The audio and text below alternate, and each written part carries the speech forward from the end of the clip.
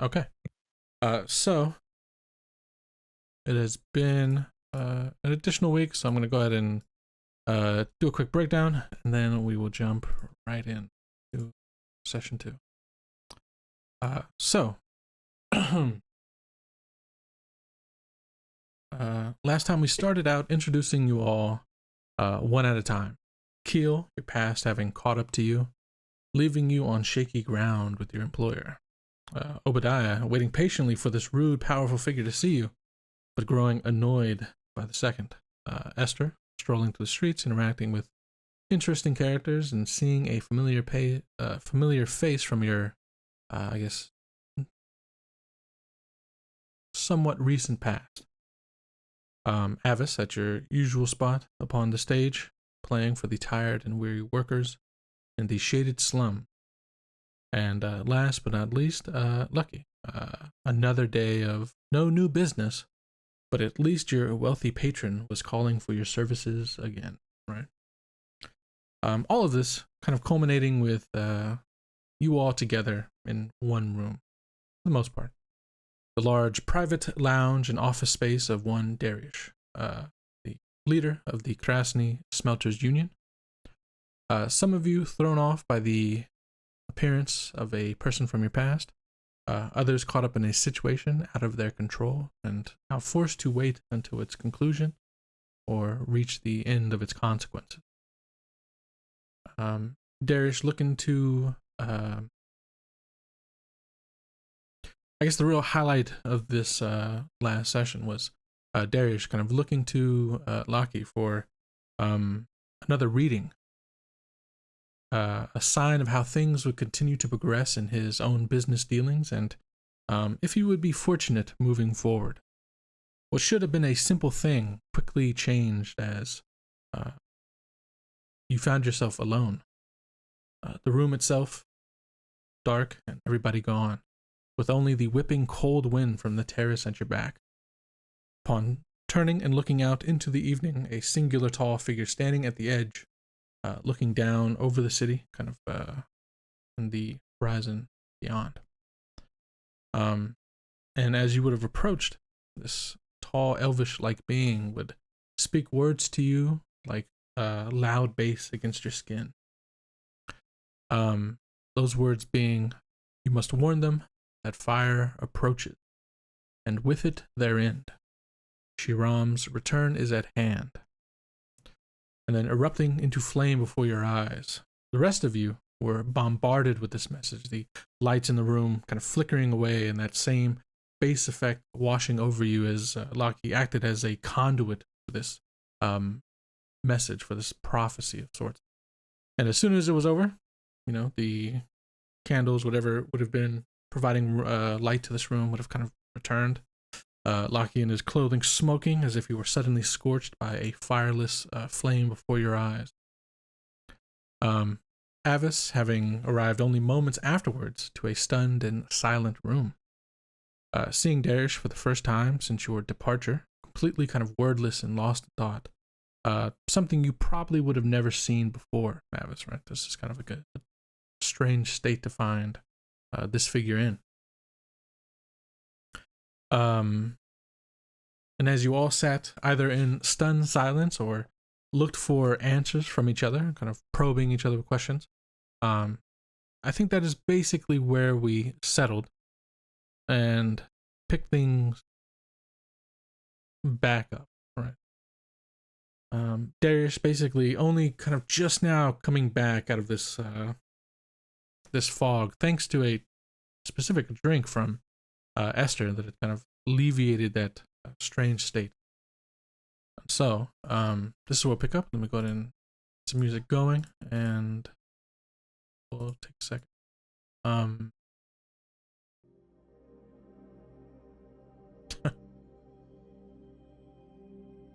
Okay.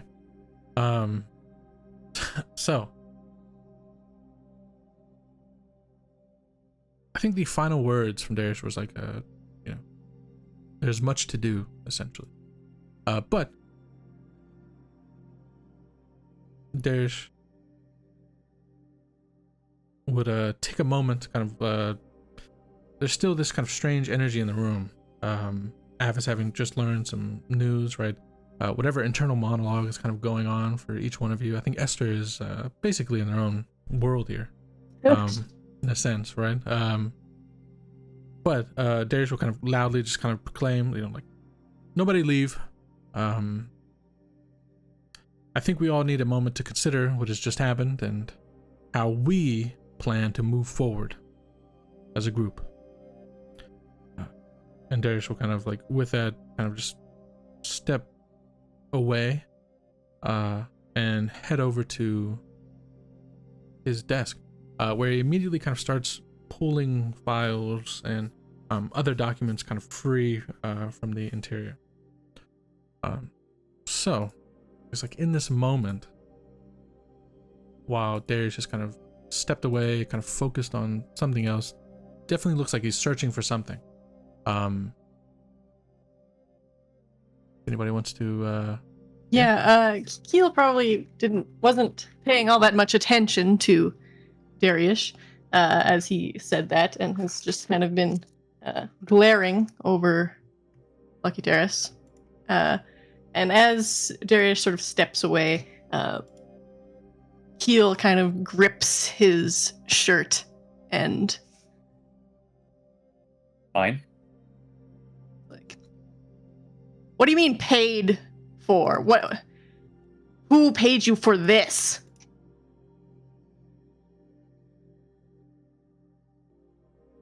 I don't know what you're so uppity about. I'm the one who was on fire. I kind of... What do you mean on fire? Dry Keel away. Did you not see the embers and the smoke? I don't have much money for clothes. Keel kind of releases him, confused why Lucky's just not really responding to this. And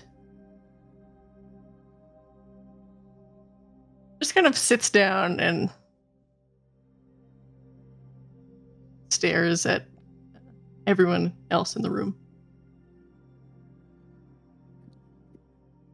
I was just gonna hope for a free chair to fall into. Yeah. Is anybody going to explain anything of what just happened?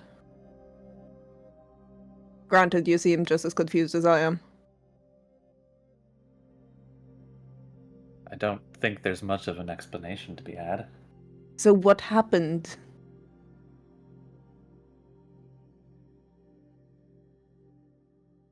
Well, Lucky Terrace here did something in some kind of ritual. And now we're certain that the city is going to burn. well, because some words were said and heard in your brains, that doesn't mean that's going to happen. I agree with that. He made a ritual and it's just tiny mistake. I think we should not overreact. And Keel is translating, by the way, for poor Esther. Yeah. But he kind of turns to her when she says that, and is like, I seem to recall you shared a dream with me once. And looks at Lucky and is like, it was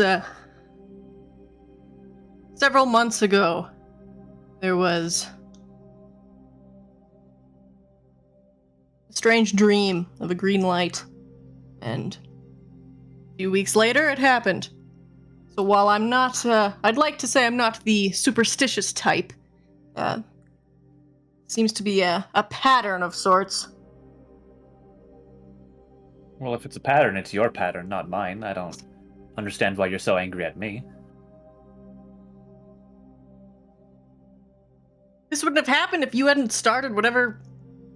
And he changes languages here from Krasnik to Losian. Whatever bullshittery you've been doing to Darius the last 3 weeks. This has never happened before. I mean, yes, okay. there's some bullshit. All right? I know you see it, but it's steeped in some very real prospects.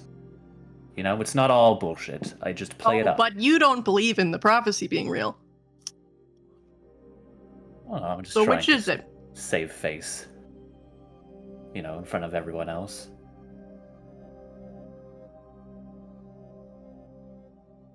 Don't translate that. Keel says to the rest of the room, he's just trying to save face.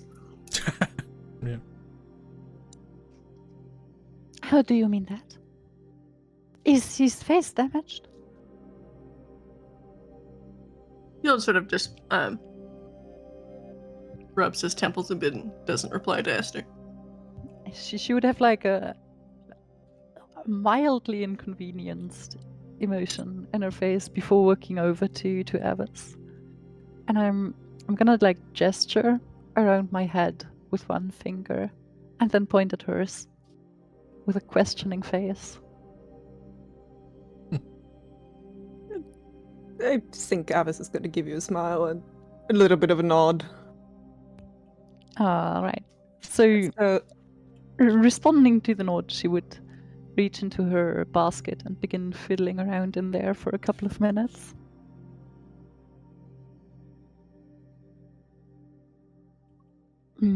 Pulling out, she would pull out like a very flexible vine, right? Just a single one, and she would kind of wrap it around your head, kind of taking a measurement before going back into her things to rummage through them, doing something inside of her basket you can't really see.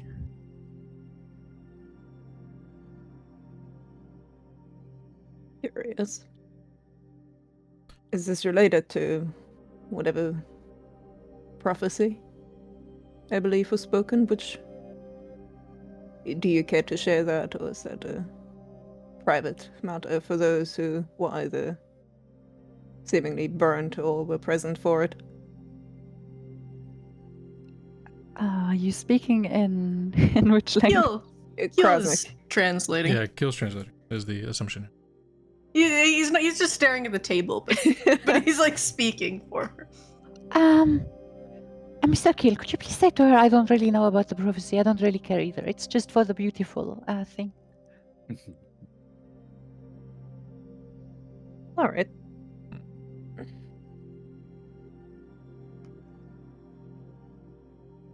After a few minutes, she would retrieve a perfectly built flower crown from her little basket. She would like very gently place it on top of your head, and I believe it would fit quite well since she measured before. It's like kind of nodding to you. This is for you. This is beautiful. She'd have like a wide smile, you know, basically ear to ear. I think Avis tries to hide the confusion here and failed somewhat miserably. But thank you.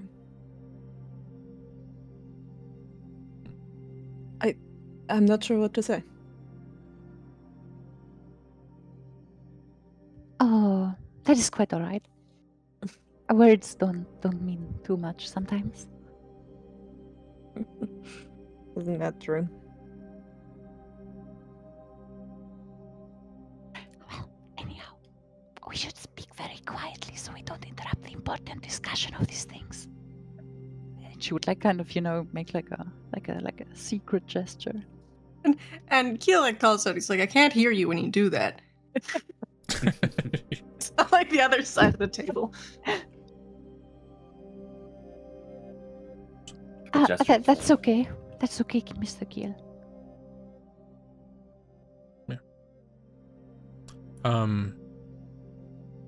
While this, I guess, like the lack of an answer here, especially for Avis, right? Nobody kind of really going into detail. Darius will kind of perk up, right? Having seemingly found something of import.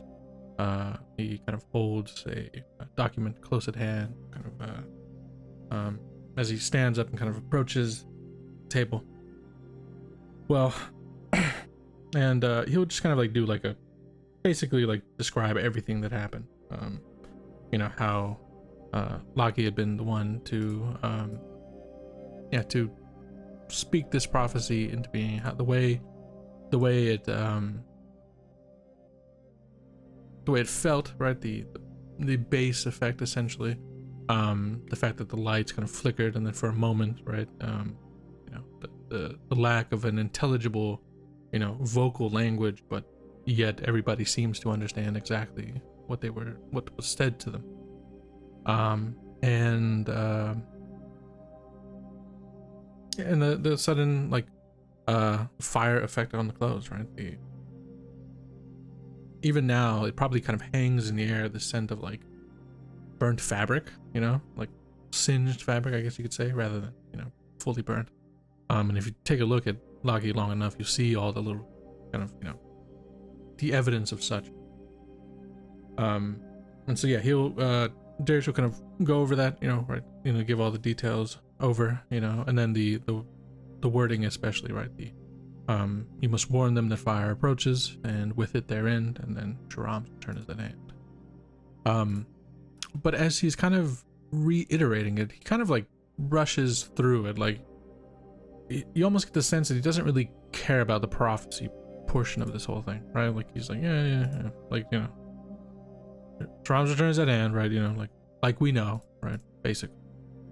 And because I guess for those of you who are local, which I guess in this case would be Avis and Obadiah particularly, you know that there are tons of prophecy about the doom of, you know, Krasny. Like this is something that is not an uncommon thing. What's important here is the way it was delivered, right? But there are tons. I mean, in particular, Obadiah, like, you know of one that's not necessarily supposed to be talked about much, but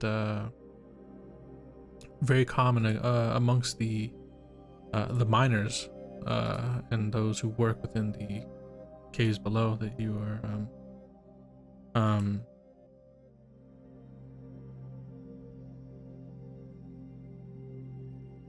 and I'll go ahead and copy it over. But there's like a little rhyme, I guess, or, you know, something along those lines, spoken amongst the miners. And this is something that's not supposed to be spoken about too much, but you've heard that plenty of times.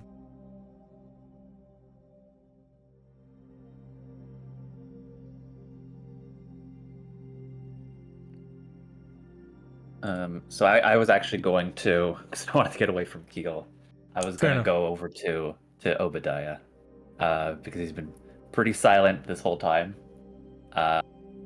and hopefully, you know, I'll just start speaking to him in Losian and hope that he understands me without Keel's translations. And I'll say, you've been pretty quiet. What do you think about all of this? Obadiah's been pretty slack-jawed until now, pretending that he doesn't understand Losian, so he's kind of called out, like, well, I mean, there are loads of, there are plenty of prophecies about the end of Krasny. There's damn near a new one every month. What makes this one so special?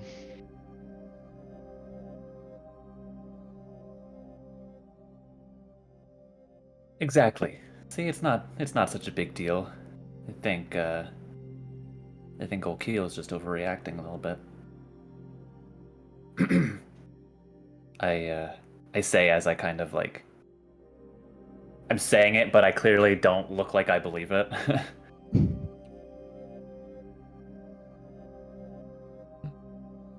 I think Esther's eyes would suddenly go like really wide, right? And her face kind of turns pale as she's like spinning over to Keel rather rapidly.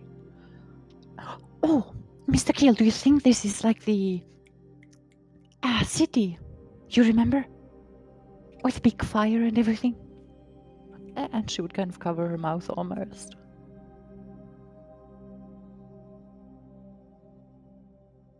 Could be. Oh no. Maybe we should make a vacation somewhere else then. I don't want to burn this time. Okay. Well, yes, the plan is we will hopefully get out of here as soon as possible. Why are you even here? Oh, for fuck's sakes. Later. Oh, it's a long story, but I'll tell you everything, of course. There's he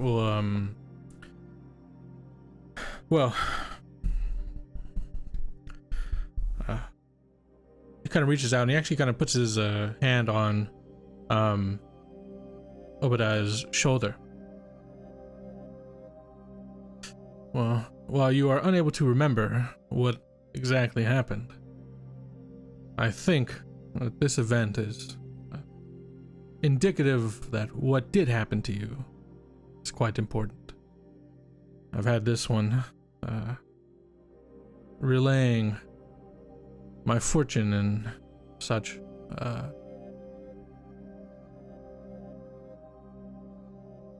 pretty often as of recent, and this is the only time something like this has happened. I think your presence is probably what caused or what stirred it. So you are not entirely useless. He kind of looks around at the others and talking about Obadiah here, right? He like kind of, tell them what you experienced down in the mine, why you were here, why you were even here to begin with. Yes, sir. I was summoned here by Sir Darius, as a few days ago, some of the miners happened upon a new cave. This has happened before. I was sent down as part of the unit to investigate it. And I was found later that day somewhere else in the mines, bearing this scar upon my forehead. Point to it. I remember nothing of what happened, and apparently I'm the only survivor of the group. Yeah, I remember going in. I remember where it is, but nothing between that and waking up in a hospital bed. As you can see, clearly connected with this prophecy. Now, the doom portion of it, I do not care for much, and while I know you're not the most honest, looking at you, Lockie. I look so shocked. Yeah. Well, I know He gives him a look like, no shit. Yeah. While I know that you are not the most honest, I do not think you are powerful enough or have trickery enough to have purposely done what we all just experienced. So, I think there is definitely some connection here at work. Kind of thinks must be a way to remind you what had happened. Kind of looking back at Obadiah specifically. I mean, I know that you are unable to recount at the moment, but there must be a way. kind of thinks on it for a second, and then kind of looks to Avis. Right. You're back. What? I'm sorry, I was caught in a bit of a haze when you arrived. I gathered that Theramna knows of your part in, that unfortunate scenario, that unfortunate situation. And I've So gathered, it would seem. and I've gathered that you are back to buy his freedom, I guess. So,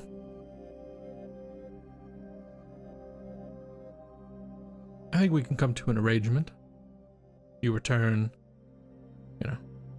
working for me, and I'm sure your friend's freedom can easily be won. So, what is it you're looking to do specifically? First of all, I would like you to be a lot more specific. I have no intention to return to work to you permanently.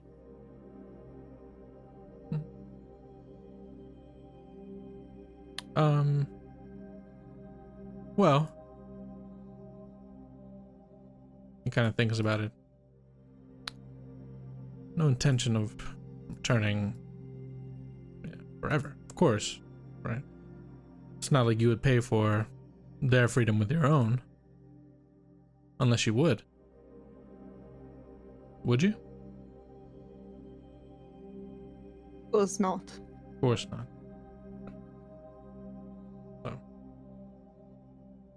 So get to the fucking point, Darius. Kind of smirks.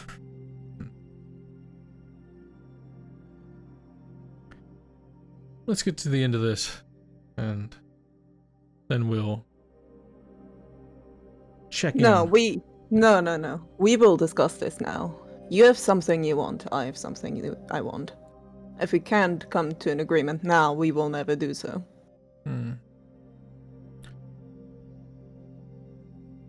Well, it's not in my interest to release my captain, my personal guard's captain. I'm sure it's not in your interest to solve whatever poor Obadiah has been through either, then. Well, that is a bit in my interest.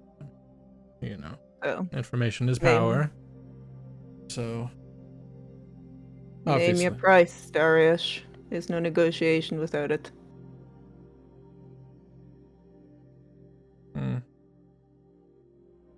How about this? And he looks to Obadiah. You've been transferred just now. Now you are a member of the Crucible. Right?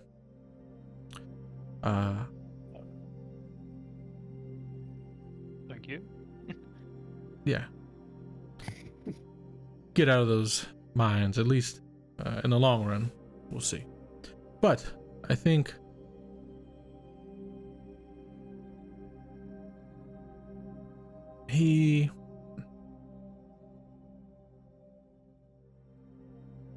this is probably a matter that's going to take some time to look into. I think for now, Avis, you ensure that my investment here, Obadiah, does not become subject to any harm till this is all cleared up. If at the end of it, Obadiah here is okay, then your friend will have their freedom. I can always find another guard captain, but should that not be the case, then I think something has to come from this. Because as it stands, only you have something to gain. truly.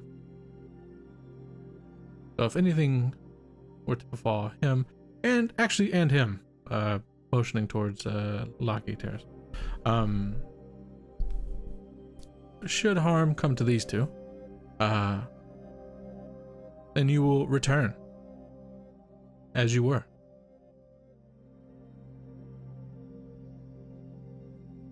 So just protect them as you've done, Lindy. And when we're finished, Therm is free. And if not, if you have failed, then you return.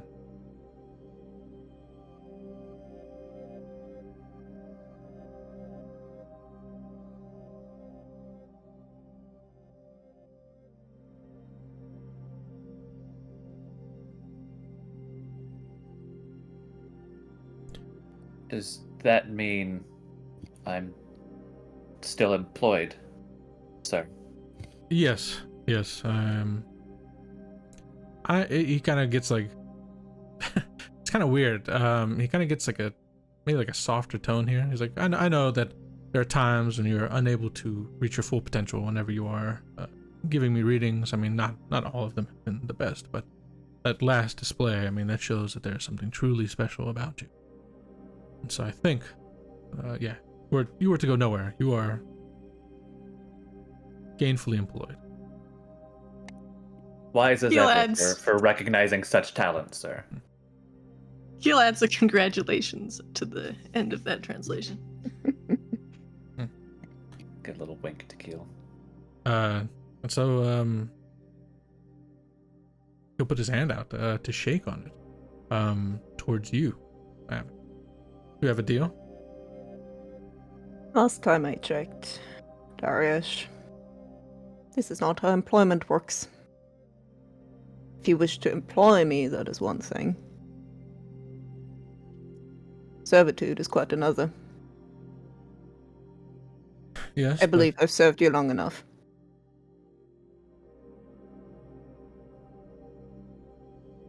It is only through servitude that your guilt may be, how to say it, settled. My Obviously, you guilt seems came to back. be my business, not yours. Well, How about go I ahead. work on this for you without payment? Perhaps another job afterwards, and then we will call it even. Given you have still not named the price. Without payment. Right. Well then. Sure. He kind of rubs his temple. You are free after all. You must be, or would be, fairly compensated to the amount of Therm's freedom.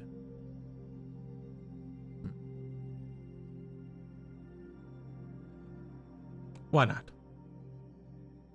Why not? Well, Pleasure doing business. Isn't that what you say? it is what you say when you are free, yes. Mhm. And he kind of turns and looks to Keo, kind of brushing off the comment. So.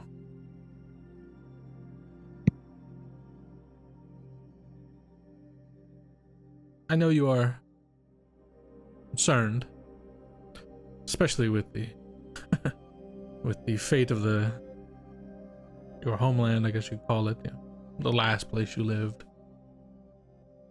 Nothing to be concerned about here. However, he kind of takes the documents in his hand, right? And kind of moves them at a way to kind of gain your attention, right? Like, like you see them. You can only assume that this is like the all the information that he was able to find out about you and your past, right? It's kind of like the docket, or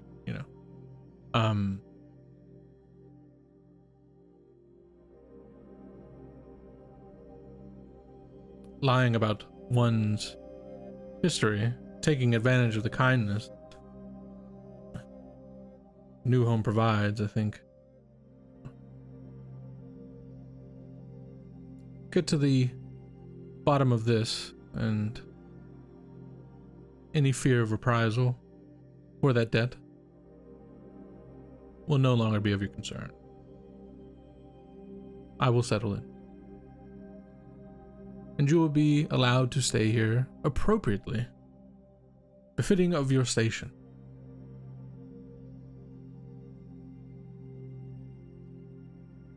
I appreciate your gracious offer. Thank you. Kind of looks around. And then, yeah, his eyes kind of settle on Esther.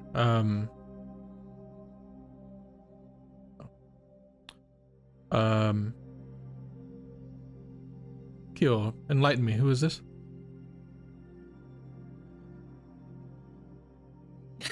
There's a really long pause.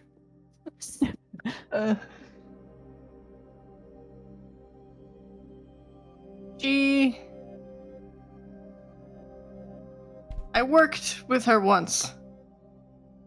Quick job.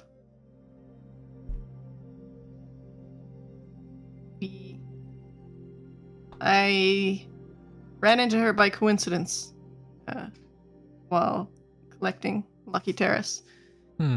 She was brought in by one of your servants by mistake. I see. What is it then? Can't think about it.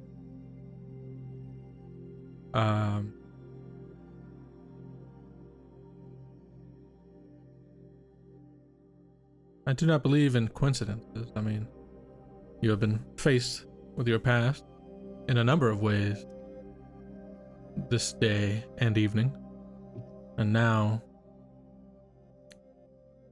a person from your past as well has shown their face. I mean, this cannot be coincidence. No, I think there is something larger informing what is happening here now.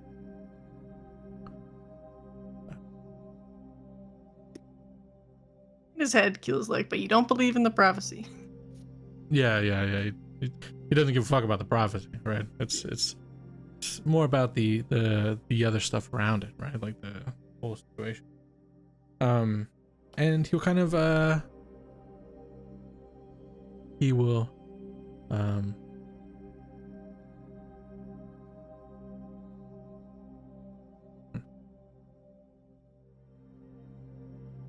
tell your friend that she too is now gainfully employed by the Krasny Smelters Union. I think she'll be, if you've worked with her in the past, and you must have good chemistry. And so I think it'll Not be suited for this kind of work. not suited? Oh. Definitely not. Then unfortunately I think that is your burden to bear. Ensure that she is. Mr. Keel, are you talking about me? What's this about? Please elaborate. You have a He's job. businessman, no? He's very big businessman. Make him Yes. proposal from me. Mm. Can you? I will do the work for him, and he gives me water. A lot of water. Not now, but in the future, he will give me very, very much water. And she would look like she's looking like really serious, like alarmingly serious upon saying this. Okay. She's enthusiastic to work for you if you can pay her in a extremely large quantity of water. I understand, given the climate, that is likely an expensive request.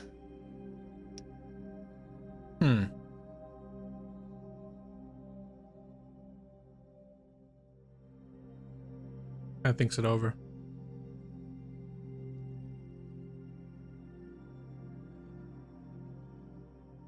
Tell him I don't need gold, I don't need food, I don't need a house. Everything he can take for himself. It's all good business. Just water.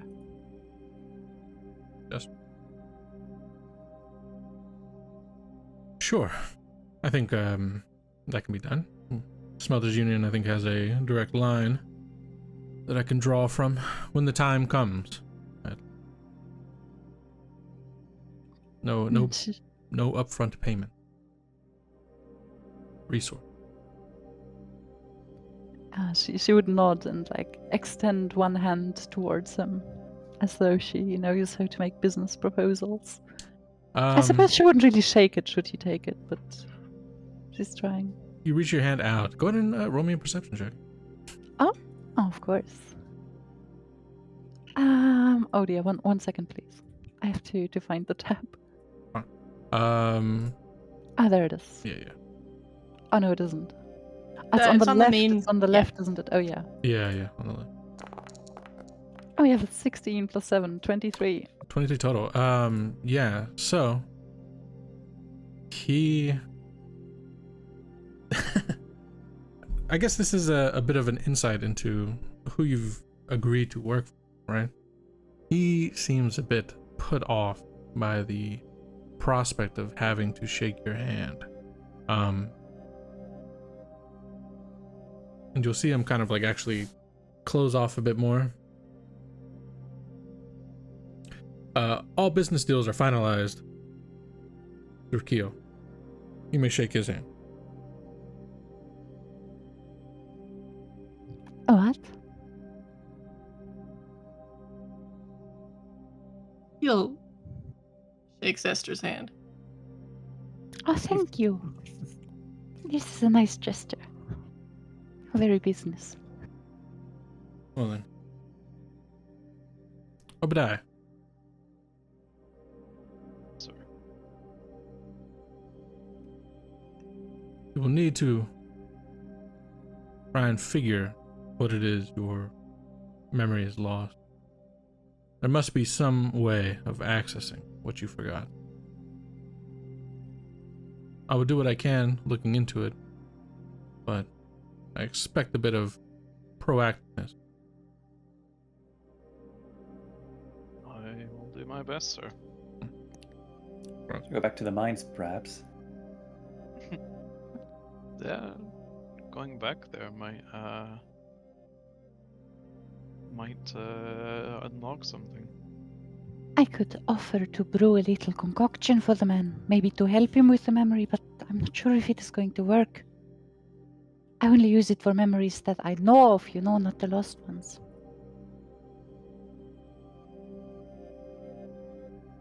I could try something. I'll look over to Obadiah and see if he accepts. It is a bit reluctant, but okay. Yes. Go for it. I'm gonna cast Daze at Obadiah.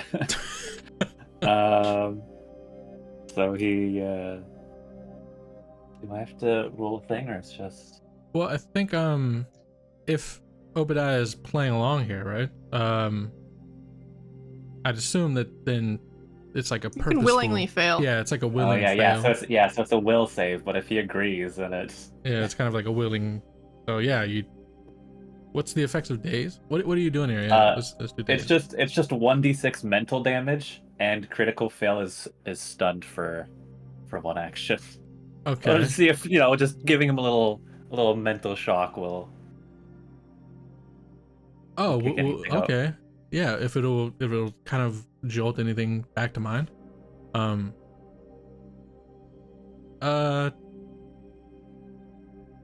Obadiah.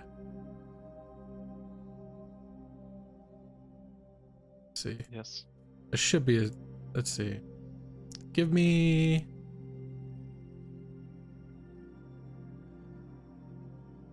Say Arcana, I guess. Roll me an Arcana check here. And you said it's 1d6 for the day's damage? 1d6 mental damage. All right, yeah. So go ahead and roll a d6. Like,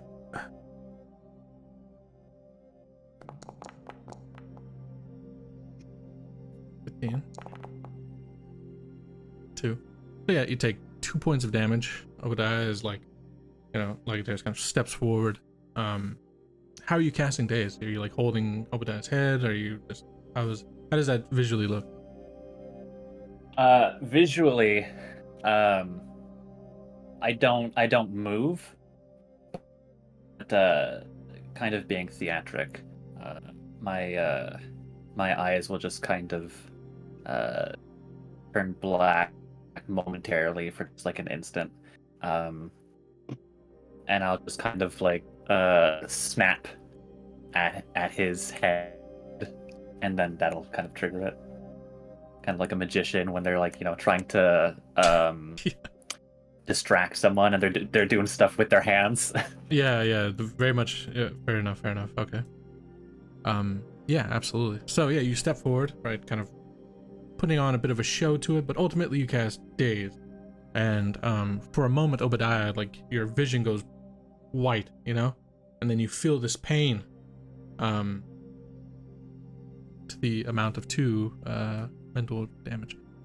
But when your vision goes white and you feel that pain, there's this like brief flash, this image in your mind of one of the other workers down there with you.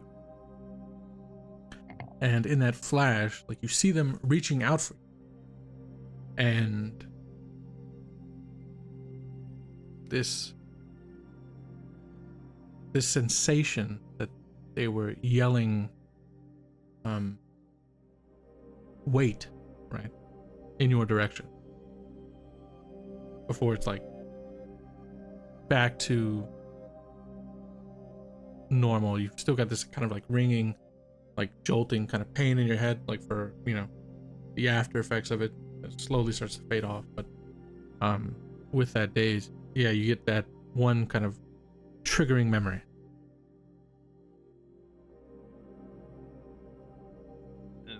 The Daze makes my eyes like roll back into my head, like they can come back.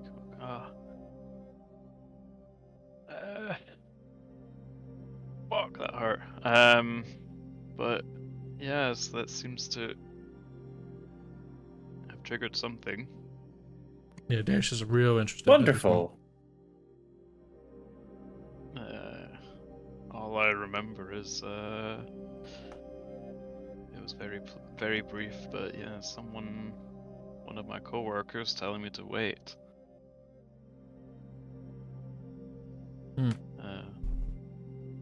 That's all for the moment, but it seems that Sir Darius, you're correct. There must be a way of unlocking the rest of what I've forgotten. Yeah, the memory is there, and it's just a bit jumbled up in your mind. Perfect. Yes. Then, if there's something there to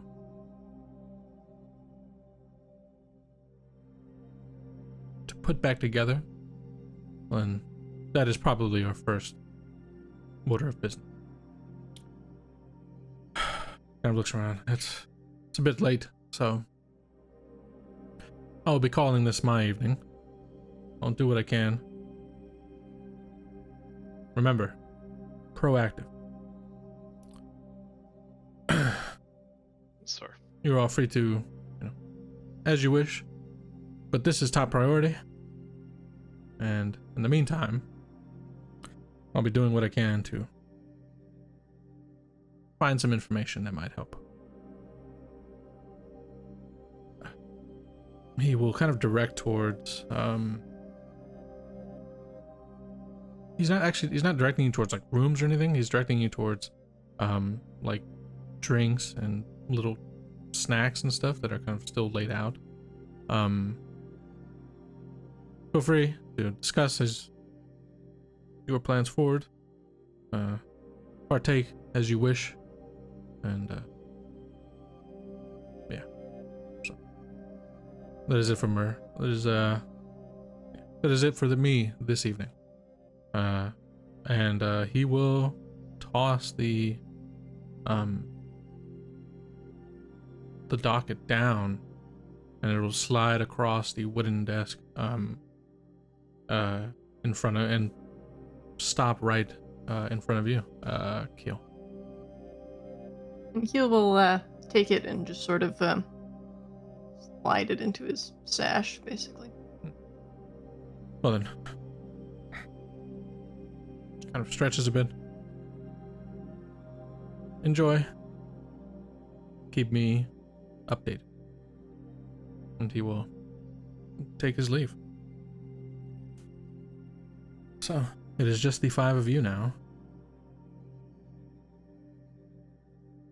As soon as he leaves, I go for the food. Yeah, I was gonna say Keel walks over and takes like a shot of whatever Yeah, a number alcoholic beverage there are. Yeah, a number of high-priced, at least for this region, right? Fine alcoholic beverages, a number of little snacks and whatever, what have you, right? It's like a charcuterie board sort of situation, right? But maybe a few other things that are a bit more rich. Basically, just knocks back a drink all in one go. Doesn't drink any more than that, but. But you reach for the snacks, and the whole table trembles. The snacks shake a little bit. As Alice slams her fist down on the table, and whatever facade she had of apathy previously just shatters. She looks furious. Not necessarily at you, it seems kind of turned inwards. More than anything.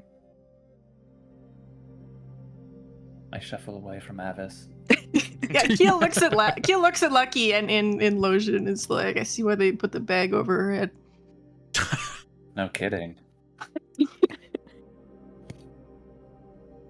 I head over to the snack bar as well to try and get some fluids into me. I didn't know Darish was a man of such generosity.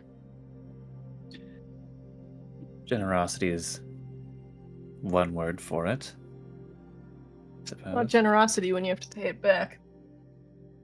Oh, he just seemed so stressed. I'm very sorry for him. I hope the city turns upside down and folds on his head. Then Well, if you feel believe in sorry the for him. prophecy. I think it's going to burn, so. On that note, since we all seem to be in the same situation, what's our first move, team? What? What is he talking about? Keel, translate.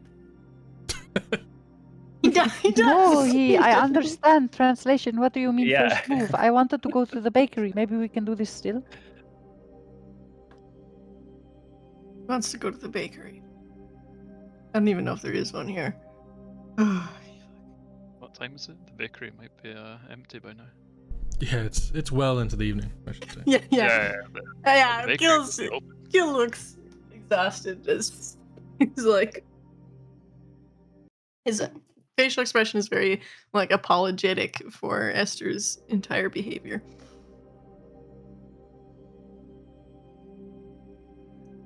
Sometimes he pretends to be embarrassed by me, but he isn't. I assure you all. So, Okay, his eyes are in a constant state of rolling, so... I'm afraid perhaps I have a misunderstanding. But why, Mr. Keel? Why is the throne one? Why is she angry?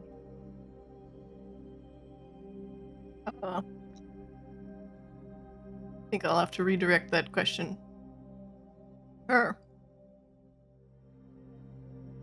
Do you say So that, ask or him. do you do so? Yeah. Yeah, he says that and then translates.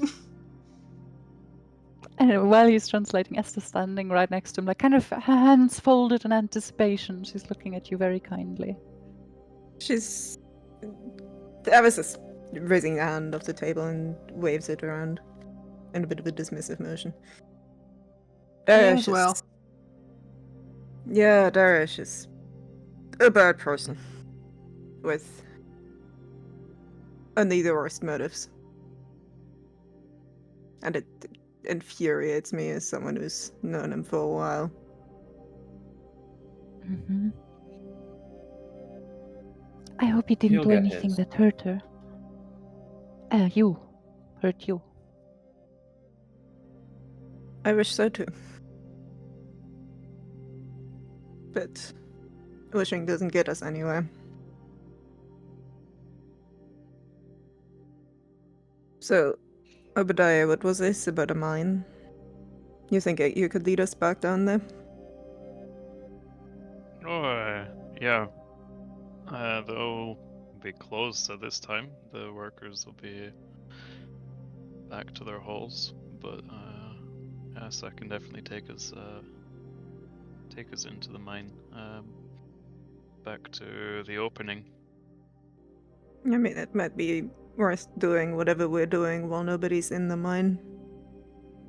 Nobody will be going down there anyway. It was cordoned off after my incident, so standard procedure for the miners whenever they find such a cave or opening, they stay well away from it. I'll have to head home first. If, the lone survivor of whatever it is, I'd like to collect my sword. With Okay. all due respect, who are you? Gil's face is just so tired of this question. I'm working for Darius as a translator for his business transactions.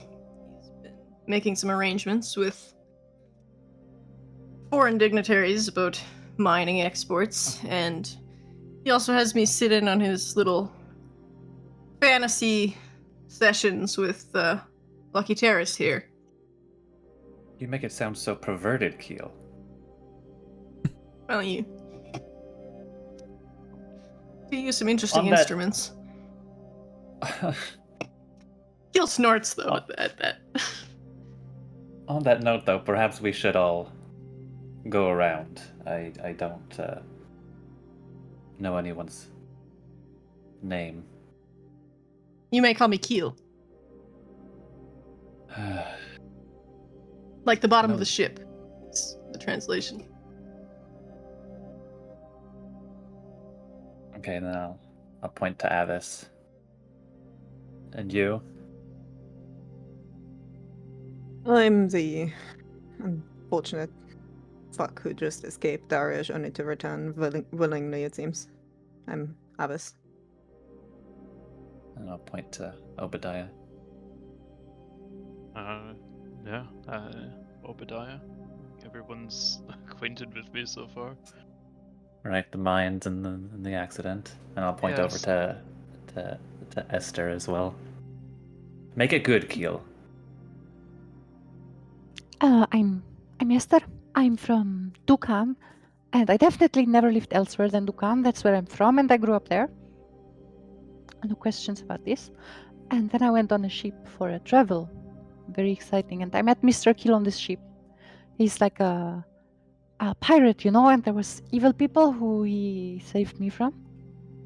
And then we worked together a bit, and I worked somebody else with, and now I'm here. Keel translates everything exactly, but he adds a comment about I'm not a pirate. Pirate? You're more interesting than I might have thought. Sounds like something a pirate would say. I was in the I agree. Navy I agree. for the government. The exact opposite of a pirate. Those are just legal pirates. Exactly. Keel actually like chuckles at this. Suppose it's true, especially as far as Dukan's concerned. What's Dukan like? I've only heard stories. Well, right now it's burned to the ground. So Oh. It's not really like anything. Mm-hmm. Oh, If you're in luck, you might get to experience that soon. I wouldn't worry too much. Perhaps you can tell them this, because when you have much fire, It burns the wood and it's good for plants, like a fertilizer. Well, we There's don't Maybe have I much. should use one. plants. Yeah. We don't have a lot of wood, so that might become a problem. She would not concerned. The lack of wood. Yeah. To interject really quick. But you would know that you would have. It's not to say. It's not to, like, I'm not trying to influence a decision here. But you would know that you'd be able to access the mines at any time. It's day or night. Like you can get down and start to make your way around. So, I only say that so that you have so it's not like we have to wait until the morning to do this. But again, it's whatever the group decides. Obviously, I'm not. Yeah, I think Avis had suggested that it would be better that we go after hours. Mhm, Yeah. pretty much. I mean, I do agree with Avis. I do not wish to have a prolonged debt to Darius. He does employ me, however, I don't want one particular job to weigh on him for so long. That just means trouble for everyone around him. So if everyone is prepared, perhaps, with obviously Keel's detour, perhaps now would be a good time to check that out.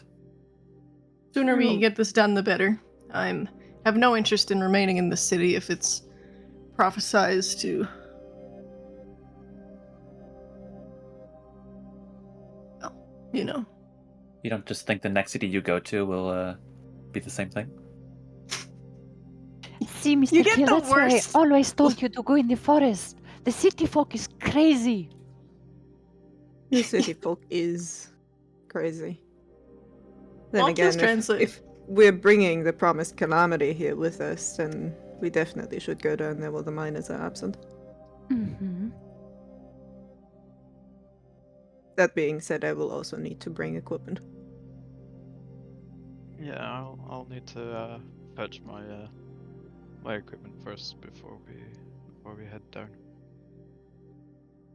Though I emerged unharmed from the hole, no one else did. So I suggest you take the time to get everything you need before we go down. Were you prepared for a fight going down there? I was indeed prepared for a fight. What about the others? The others were as well. We were a group of guards. Hmm. Damn Darius and his schemes. I wouldn't be so scared. I've seen Mr. Keel fight a very, very big monsters, yes. He's a very strong man.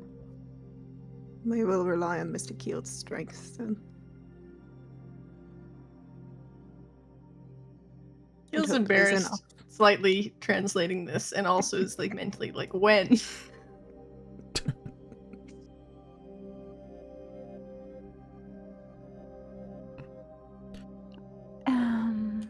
So, I do want to ask, since multiple people have to kind of go multiple directions to gather these things, is the intention to go from spot to spot as a group, or to kind of separate here and then join back? I mean, the main entrance where you start to make your way into the mines is very well known.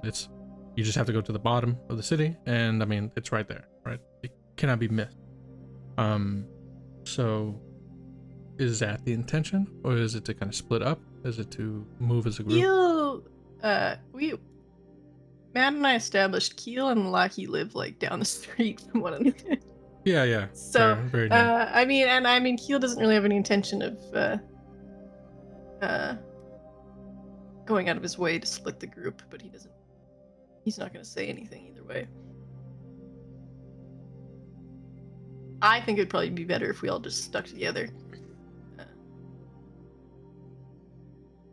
If anything weird I think happens. Lucky probably has all of his stuff that he would need, since like most of it is the stuff he just carries for work. So I'd probably just go wherever Obadiah is headed to. Okay. Since he's the escort. Yeah, Obadiah wouldn't have any of his equipment with him since he was, summoned to essentially a noble's house, but he's not particularly keen about taking 5 strangers home with him, showing them where he lives. So, So you brushed us off to just meet you there at the mine? yes, or at least to go just to lose everybody just before he gets to his abode and then re-emerge. Keel would probably. I mean, he's only been here for 3 weeks, so even if the mine entrance is well known, he's probably never even been there. So he'll probably request that an escort here. You can come with me, and don't live far from the mines. This week, anyway.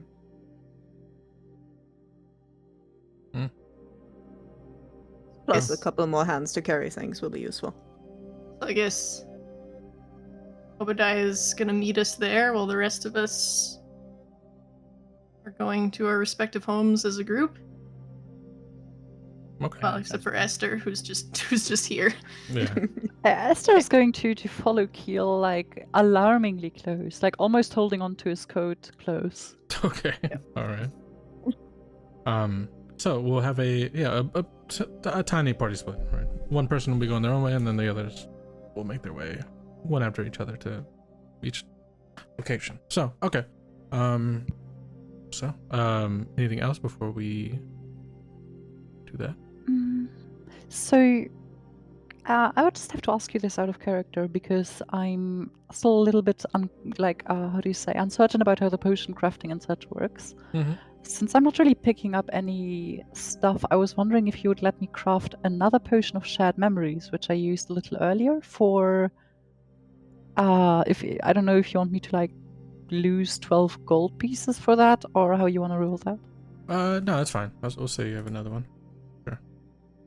All right, thank you.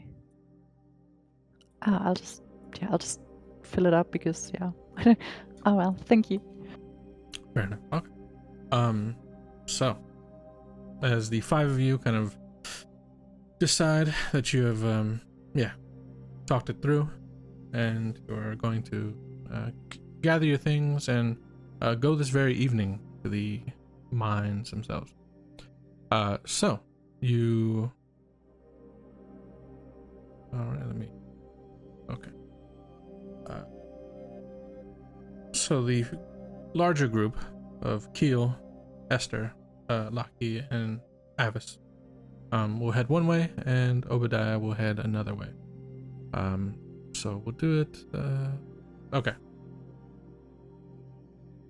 So you walk with each other for a time. I mean, you're having to make your way down.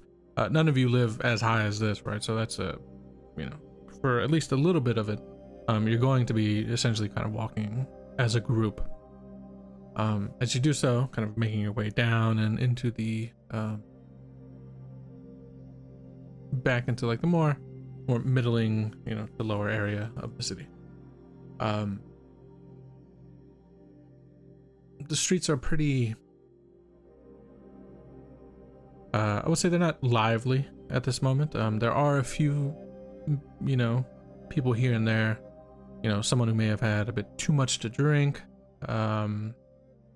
Other individuals who have are still enjoying a night out for whatever reason.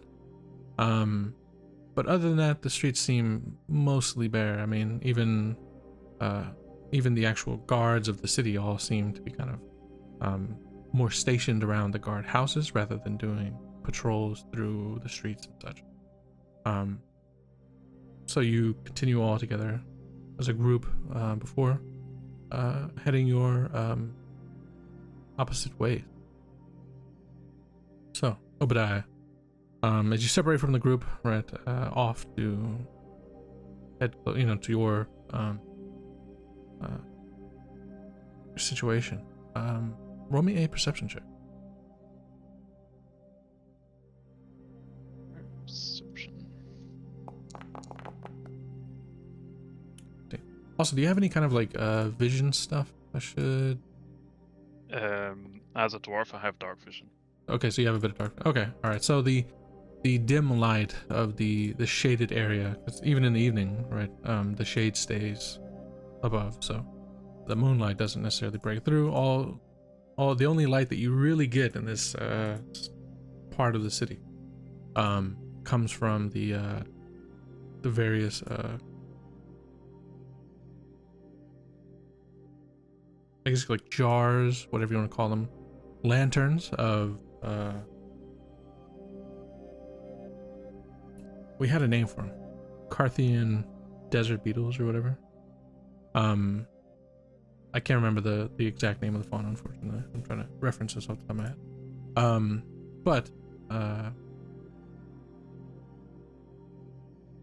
But with dark vision, it's a bit easier for you, right? You still see quite well. As you make your way the familiar path back towards your abode, if you would like, please, as you arrive, what go ahead and describe it. Putting you on the spot. It's not the fanciest. Obadiah is a guard. They're not exactly known for being super well paid. It's a regular house in the mid to low part of the city.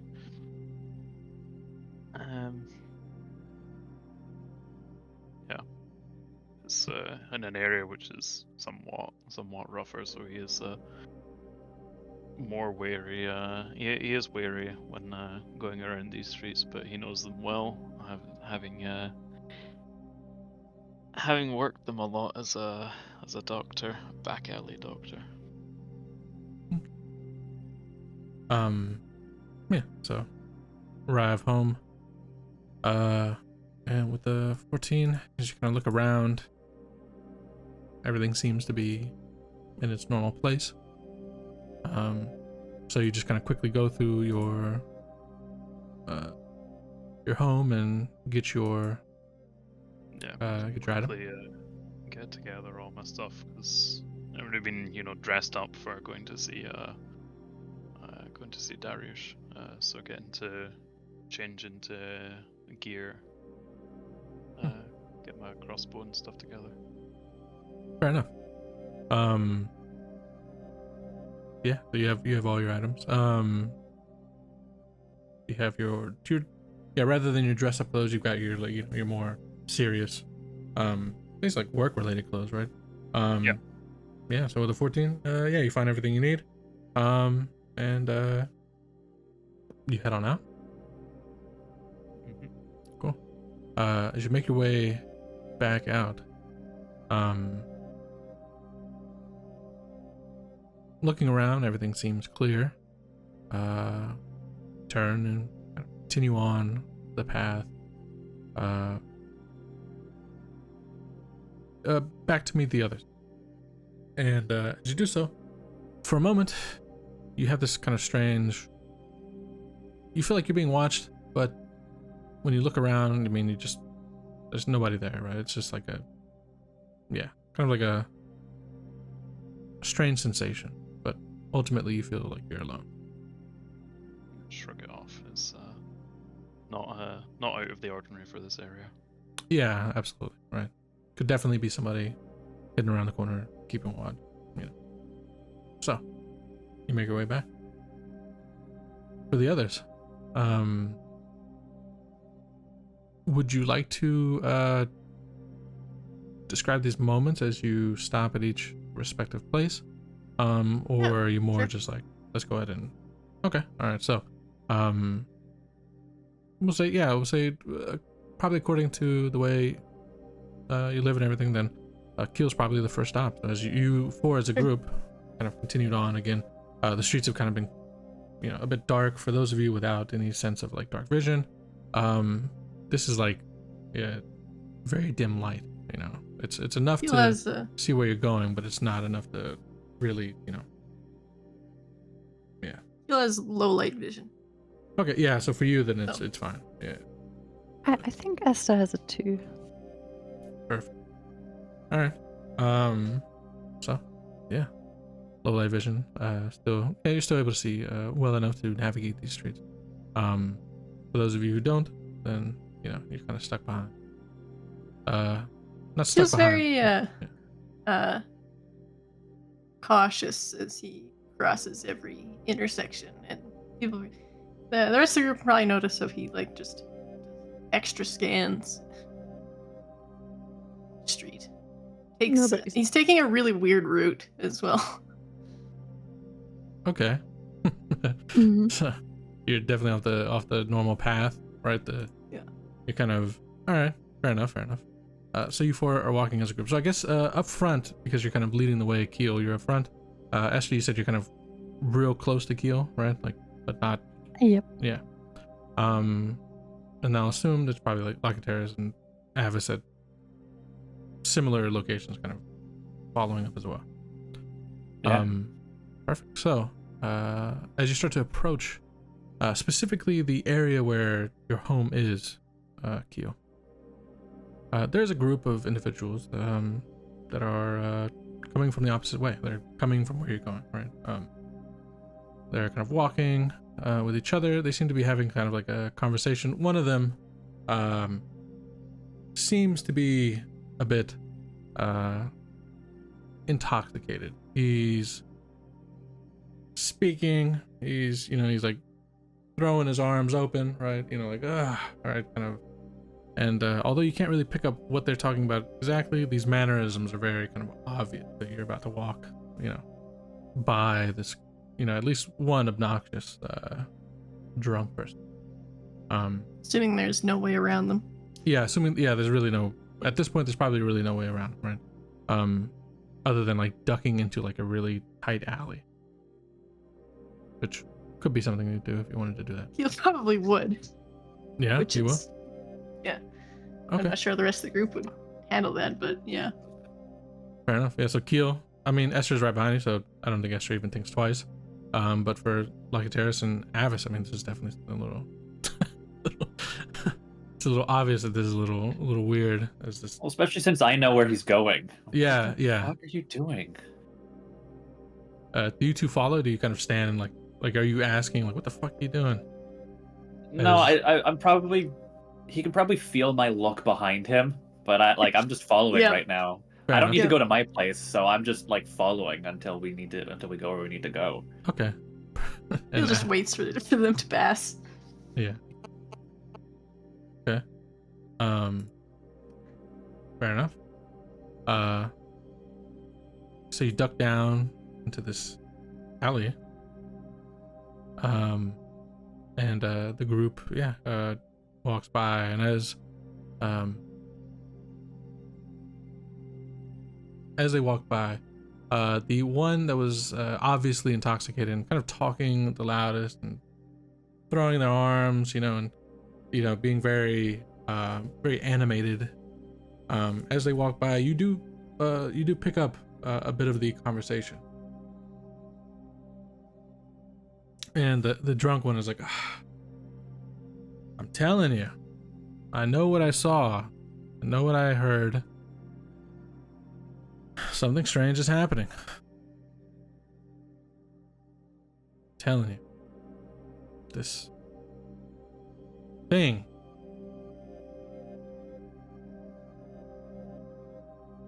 The biggest hound I've ever seen, right? And then they go past.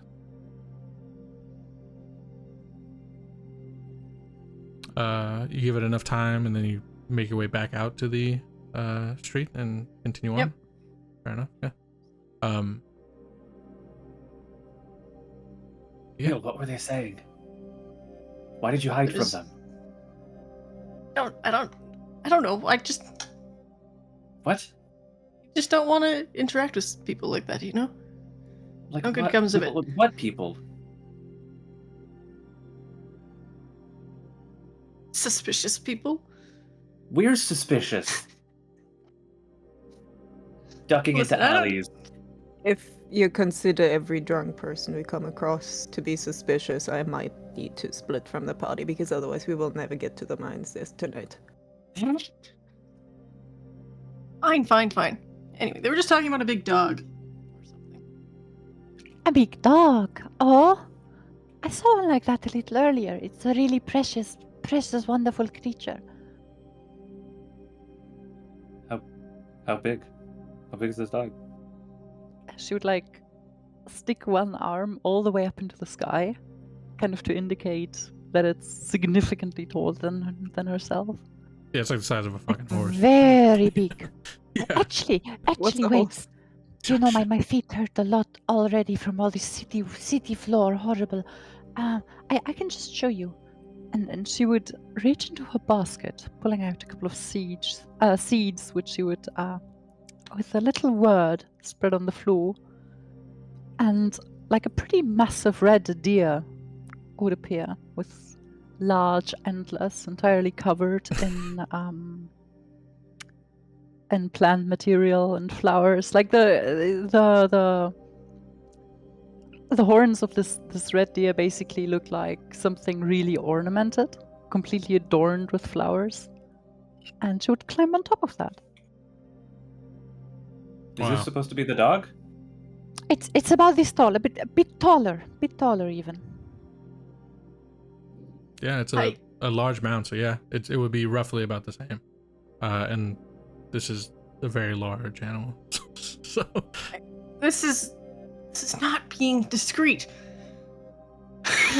But my feet hurt.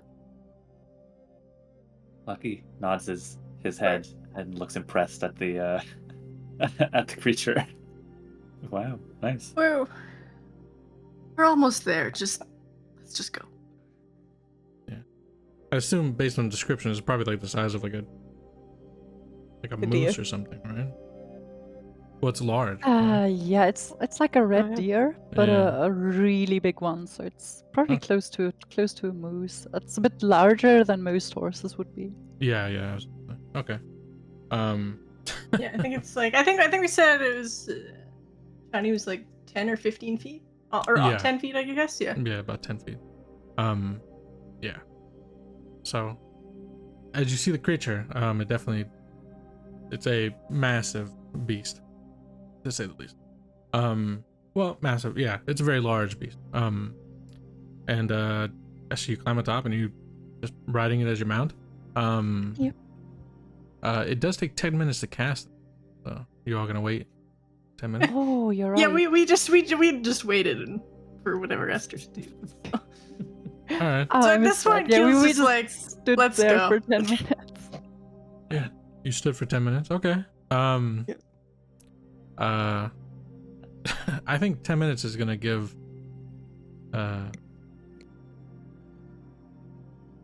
I feel like that Obadiah? gives Obadiah enough time to catch up with the group. And Obadiah, you like turn a corner and you start to, because there's only really like one way down, and you see all of them kind of standing in the middle of the path ahead as Esther conjures this marvelous mount. I just give them a very confused look. Fair enough. So, yeah, you continue forward. He just turns around. Yeah. You continue. You continue forward as a group. Esther sitting atop this majestic creature, and make your way to Keel's house. Keel, if you want to describe. Yeah, he lives in like one of the like all the walls in the city are kind of shared, so it's like it's gonna be like a one-room apartment. And it just looks, left and right, and then starts unlocking the door. Keep an eye out. Roll me a perception.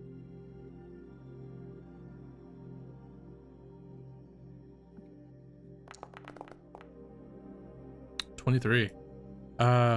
Down about, we'll say 6 of these apartments, right? There is a figure shrouded with their back to basically the equivalent of the door that you're at, right? Just a number down. Yeah, they're shrouded with a dark cloak, and they are just standing there. It looks like they are leaned back against the wall with their arms crossed. But other than that, He looks like concerned for a moment before just quickly unlocking the door. Inside to grab his things.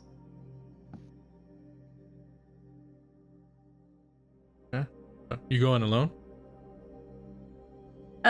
He doesn't like shut the door behind him or anything. Anyone Okay. can look in if they Yes. wanted. So if anybody were to look in, what would they see? Yeah, so he lives in kind of like a 1.5 room apartment. All of the furniture has been disassembled and piled up against the one window at the front. Like, all the doors have been taken off their hinges, and he just has a bag and his sword in the middle of the room. I drew a picture. I'll put it in the chat a while ago. Fair enough. Yeah. So, perfect. Completely normal looking home. Yeah, so you head on in, get your things, and whoever wants to take a quick look, you see that. And then, yeah, just as fast as you're in, you're out, and you've got your stuff. He emerges with a very expensive looking sword, not from here. Right. Oh. Rejoining, you continue forward, and the rest of the way is going to be uneventful. You make your way all the way down, and you arrive at Avis. So Avis, if you would like, it's up to you to describe where you live, how you live, right? As you retrieve your thing, or if you purposely keep them separate. No, we're good. I think on the way down there, Keel's already gonna have a little bit of a stroke. Because as we get closer and closer, there's gonna be more and more drunk people coming our way. Keel doesn't mind. He doesn't really react to this because we're going away from his house. So it's fine. Davis is gonna lead them to a tavern that's probably still full. Leads them up to one of the rooms that's pretty plain.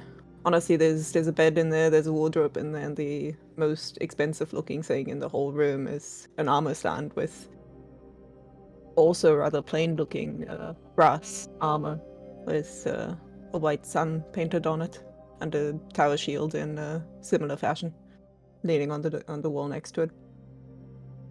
It's probably gonna take a hot second for her to put it on, but other than that, she just grabs a backpack that seems perpetually packed. The Okay. go bag. Fair enough.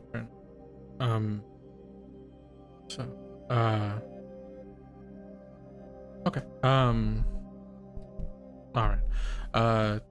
You go ahead and get your things. Make sure that you are ready to go. Yeah, you all see what it is you see. If not, doesn't matter. It's your choice. Back together as a group, making your way to the entrance of the mine. So down here in the shaded slums, especially the lowest level of housing and commerce, everything, right? This area is in some places very rough, and other places just very blue collar, right? Just working class. These are the people. This is the foundation that much of the city itself is kind of built atop on. And so you start to you've all got your things, right? Everything needed. Nobody is without any items, as far as character sheet stuff goes, right? You have everything you need, and you're wearing everything you need, right? You're wearing your armor, etc., right? You've got all that taken care of. So as you start to make your way, I guess for Keel, this is probably a new thing, right? You said even though you've been here a couple weeks, you've never really been here. But at the base, at this level within the city, you start to move through the streets, and up ahead, I mean, there is a huge, kind of massive, it's really like a cave entrance that's kind of been turned into a mine, right? You can tell this is definitely natural. There was definitely already here this massive kind of cavern opening, and what came from that is probably, you know, like everything else is from the mining operation. But this is a natural, like natural formation here. This is not, it hasn't like been blasted open or anything. This is how you would have came here if it, you know, at any point in the past before there was a city. And even on approach for the 5 of you, in this area of town, there is a particular scent that hangs in the air. It's from the air within the mine, kind of pushing itself out, you know. It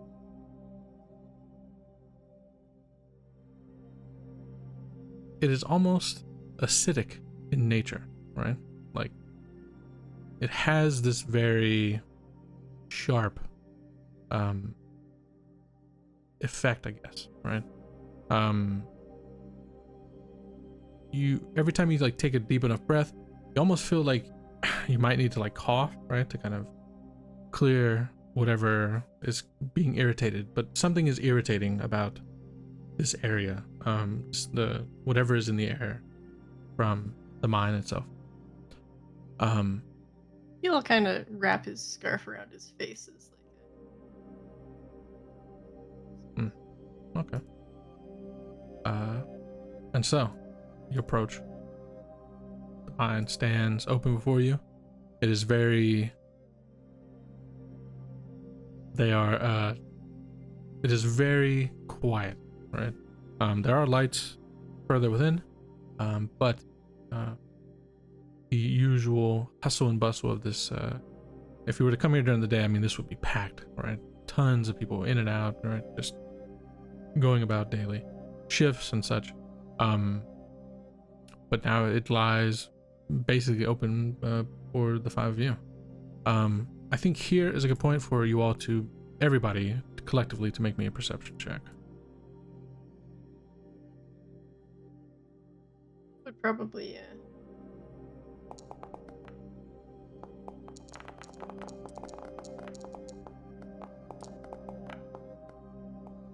Nice. Okay. Esther's focused on the deal. We got this. yeah. We've got all right. Keel and Lockie. The 2 of you, you notice that as you approach, besides this this acidic kind of smell that hangs in the air, that's like, you know, bothersome. The 2 of you feel as though you're being watched, right? As you approach, I mean, it is a massive entrance, right? So, even though the pathway in is a bit smaller, the mouth of the cave or mine is huge, right? It extends far up above you, kind of giving it this weird, like, you know, it's like standing at the bottom of a skyscraper, right? Kind of looking up and just having it be all around you. Yeah, the 2 of you feel like something is, like being knowing that watched. we're kind of about to go in anyway, Keel will kind of draw his sword and hold it, not threateningly, but, you know, it's drawn, ready to go in. Okay. Yeah. I assume like there's like mostly shadow around here at this time of Yeah, night and absolutely. stuff, right? Yeah. Yeah. So I'm gonna draw my short sword as well and just kind of stick to a side where I feel more comfortable in like deeper shadows without Okay. like, you know, heading too far in without everyone. Fair enough. Yeah, so as you stand there, paranoid. For those of you, so this I guess would be for Avis and for surely for Esther. The two of you would just see, right, this like sudden prep from Keel and Lockie. So while you don't, neither of you have like that I'm being watched kind of feeling, you do see the other two kind of go on edge a bit more, right, as they pull their weapon. Granted, Keel was paranoid about everything 2 minutes ago. Yeah, Grant. I was just gonna light a torch Okay. Yeah, get a torch ready. and maybe raise the shield a little in anticipation, but not overly worried yet. I think Esther would, kind of move in close by Keel, like, oh yeah, he's doing his thing as per usual, while adding some more flowers to the deer's antlers, decorating a little bit more beautifully. Okay, nice. Perfect. And Obadiah, with the highest roll here. As you stand, this is your first time back. So you stand here, and that flash from whatever Lockie did kind of returns in force, right? Like the image, right? Weight, right? The extended hand, right? And that sense of panic and fear, right? And as you stand here, kind of looking into the mouth of the mine, you have the same feeling that the others do, right? The on edge. And while Keel and Lucky kind of draw their weapons and maybe they look around a bit, they don't spot what you spot.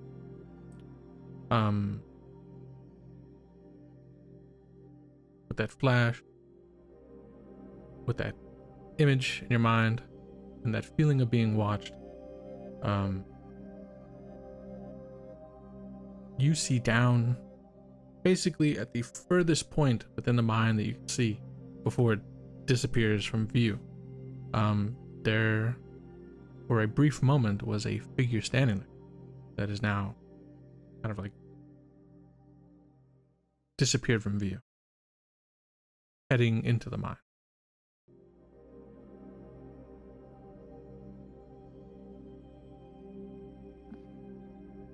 Yeah, I just keep my eyes fixed on that one point. Okay. Waiting just in case it comes back up.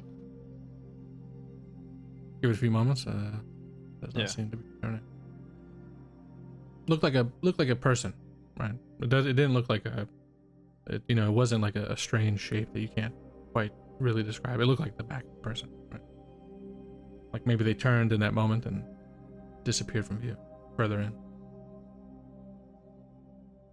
Seeing him just stand there, I'm gonna like whisper shout.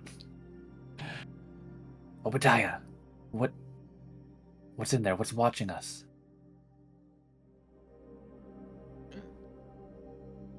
Without turning my head, I answer that it seems we're not the only ones who had this idea come back. I just wonder who else has had the same information. Could it be one of the people you went down here with? Well, as far as I know, they're all dead. So, or gone. Yeah, but you don't know a lot. It's true. Are you certain? No, not certain. What is happening? Yeah. It's Yeah. maybe orphans, it's very, very dangerous on the streets, so they find shelter to sleep. No, they usually don't come to the mine. There's plenty other places for orphans to scamper about. I understand. Well, It is a very frightening situation, I understand, so I shall be the brave one. And she'll just start riding in there to investigate. Still atop 17 the. AC. Yeah, still Yeah, atop. yeah. the- Like, I mean, how tight does this mine look? Does it look to me like I could comfortably, like the deer would be comfortable going in there, or is For it a too bit. tight? For a bit, but eventually it'll probably get to the point where the creature is unable to continue forward. But, for now, certainly. Mhm. So yeah, you charge right in, right? Leading the way. Yeah, pretty much. I'll try to go as far as I can, still turning back, see my party. Yeah, fair enough. Yeah, you head on in. The others who have kind of maybe briefly stunned by this action, right? As Just Keel Esther- quickly is following. Yeah, fair enough. Okay. Yeah. Yeah, and the five of you start to make your way into the mine. I mean, yeah, and I'm as you- sneaking behind them. You're Just- sneaking behind, perfect. Yeah, I want to make it clear I'm not I'm not gathered with them and in such a large group. Fair enough. Okay. Yeah. So, with Lockie sneaking, taking up the rear, right? Sneaking in. Oh yeah. The rest of you start to delve into the mine. As you head forward, Obadiah, as you kind of break through it's not like a real barrier, but as you cross the threshold, right, into you're properly into the mine now. There's another flash. Where the first one says wait, right, and is reaching out for you, like panicking. The second flash of the memory.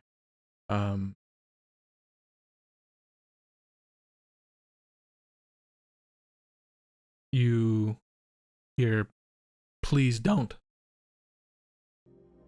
And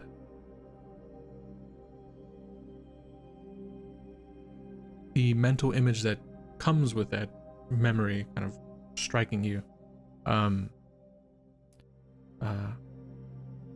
is this look of horror on one of your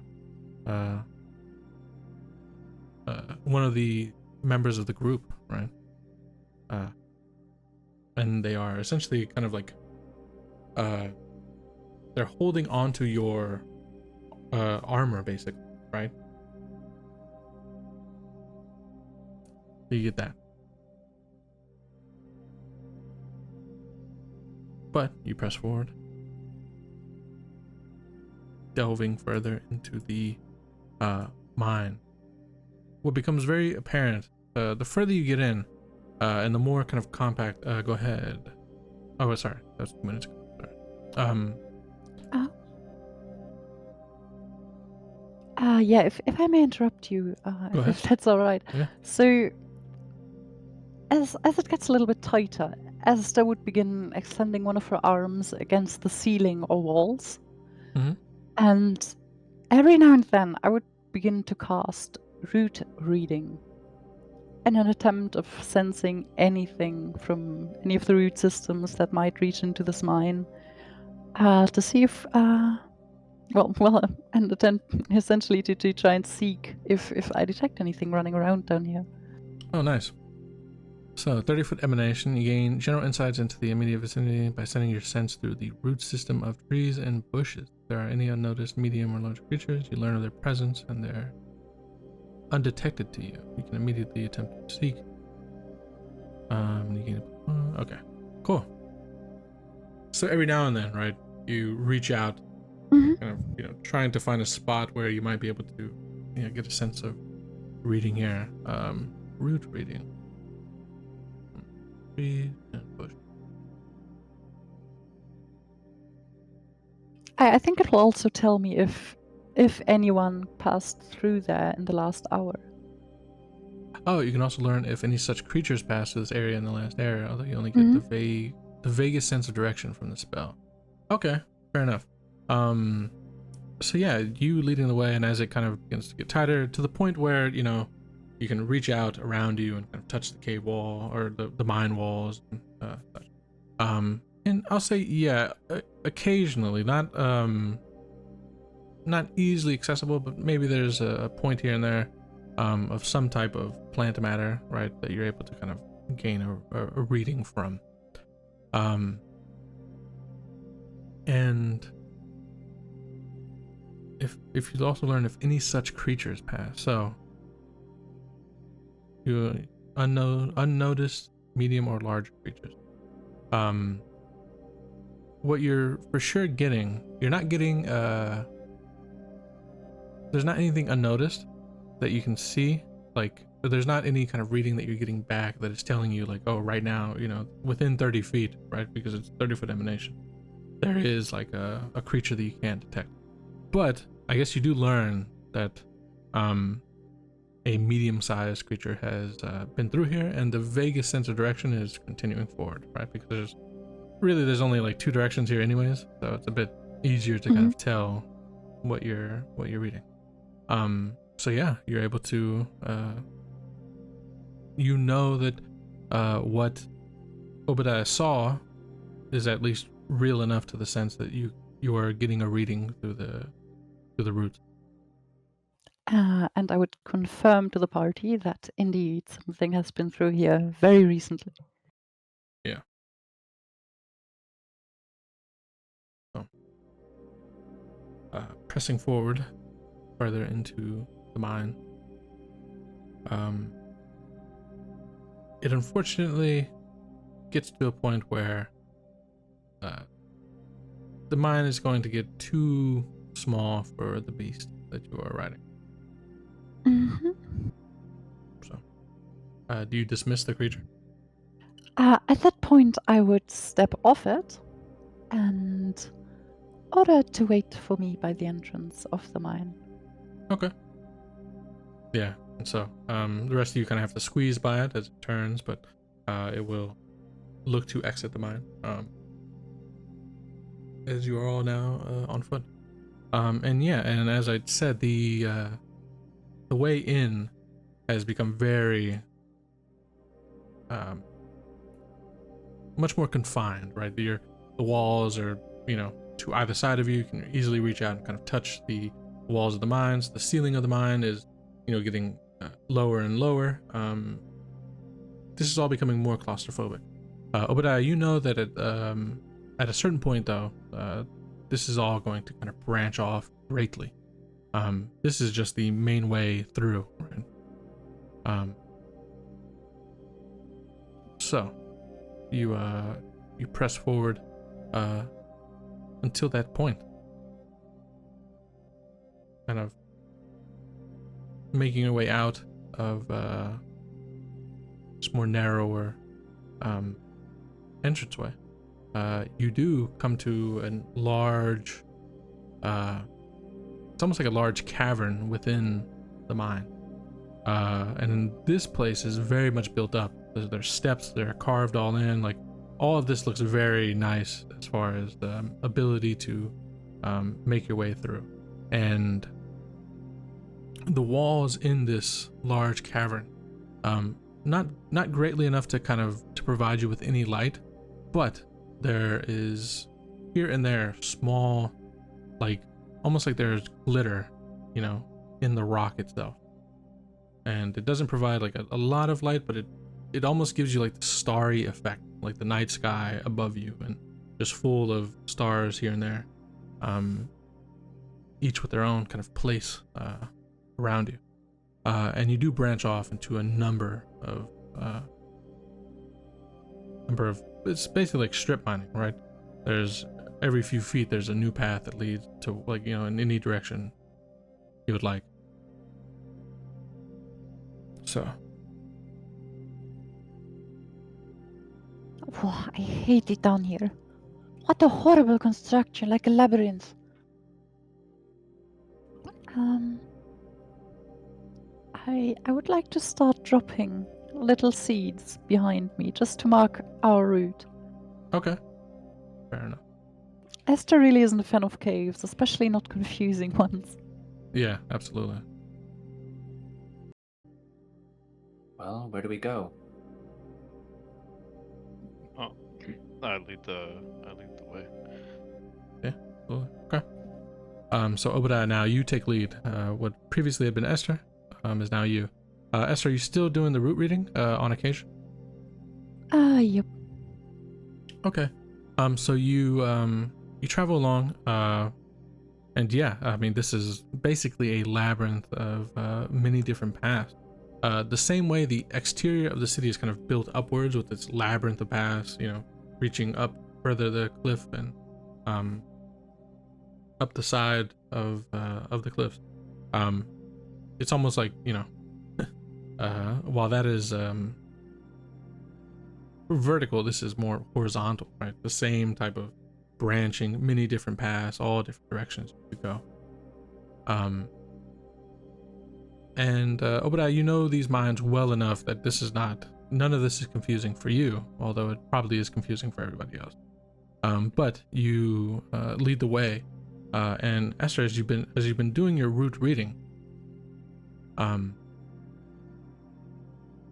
there's a breakup here. Obadiah wants to head one way, and the route reading is giving you a pretty strong indication of another. Is it telling me that?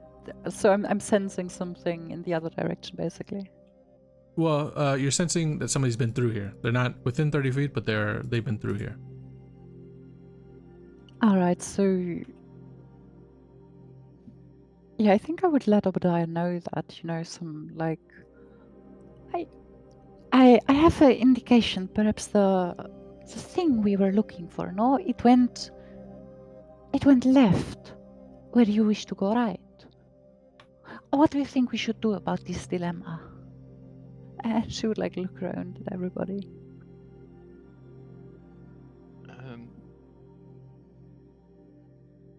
Would Obadiah remember if that route reconnects with the same one or not? Or do they just completely... Well, reconnects. I mean, technically all of these branching paths probably connect at some point. Like, you would probably be able to make your way, but it's like, imagine you're like in the middle of a city and you've got so many different roads heading each whichever direction. If you went left, you could probably at some point, right, like find another road that brings you all the way around to the right. But it's not like, yeah, it's not like connecting as in like if I go left, eventually I'll get to where I'm going right anyways. It's more like it'd be purposeful and you'd be traveling through all the different kind of labyrinth options, you know. You'd head that way and then you'd have to figure your way through the actual kind of maze-like portion of the mine to get back around. Do I remember anything of note being in that direction as opposed to, you know, the hole that we're headed to? Anything of note in that direction? Like trying to think of a reason why that person would be going that way. Roll me an underworld check here. Right? A what check? Underworld. Oh, okay. And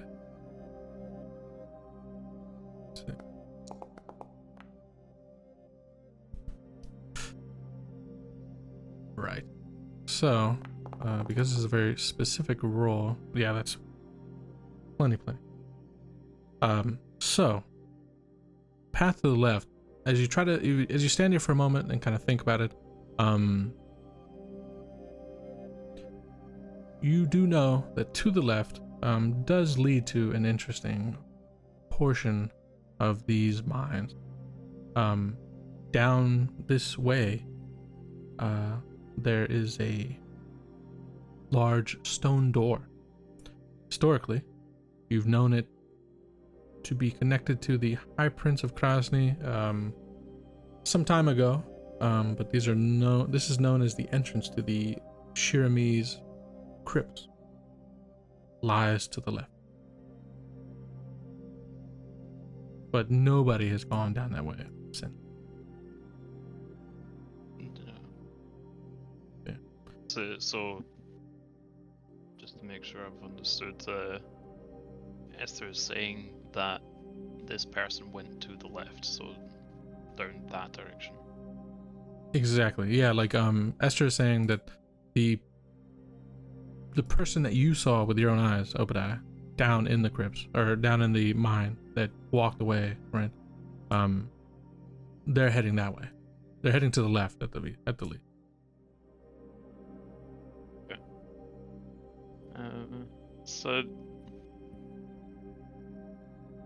Obadiah just sort of stands there and thinks for a bit. The only thing of interest down that way really is the crypt. But you know, nobody goes there. It's been known for a long time. It's not. It's sealed. It's Do you not think? frequented. It's sealed. Yeah. What they're interested in may not be relevant to what we're here for. We're recovering your memories, are we not? How many people do you think creep around down here? Something attacked this group. It might as well still be down here. And if we get signs of exactly one other person or otherwise down here, then it might be worth hunting them. If only for answers. A crypt is like a graveyard, no? Yes. Right. Graveyard, but a cave. Oh dear. So I just confirm with Essa. So he's one person creature that we've been tracking, right? I believe so. Yeah, Yes, you're I think. Mm-hmm. I look round for Lackey and notice he's not there. yeah. Have, Doing quite a decent Lucky job. left. have we lost one already? Perhaps you went ahead. Doing a where am fine I? job at sneaking. Yeah. Oh, I'm just sneaking really well. Okay. You know, I think maybe I have an idea. I think it's very scary down here, and if we get lost, we're all going to die a horrible death. What if we take a long rope and we all connect each other with it around the bellies, just so we cannot get lost? Or idea for movement. But Into a... good idea for not dying of horrible death and hunger. As long as you stay with me, we'll get out of here. Don't worry about that. I know these mines well enough. All right. At any rate, I don't like standing around in this narrow intersection, so I prefer if we made a decision. So Oh, we could make I say we votes, follow- like democracy. I say we follow a company. what's a democracy? I look In towards this economy? Lackey for any ideas. Well, whatever he Let's go needs. for our goals originally.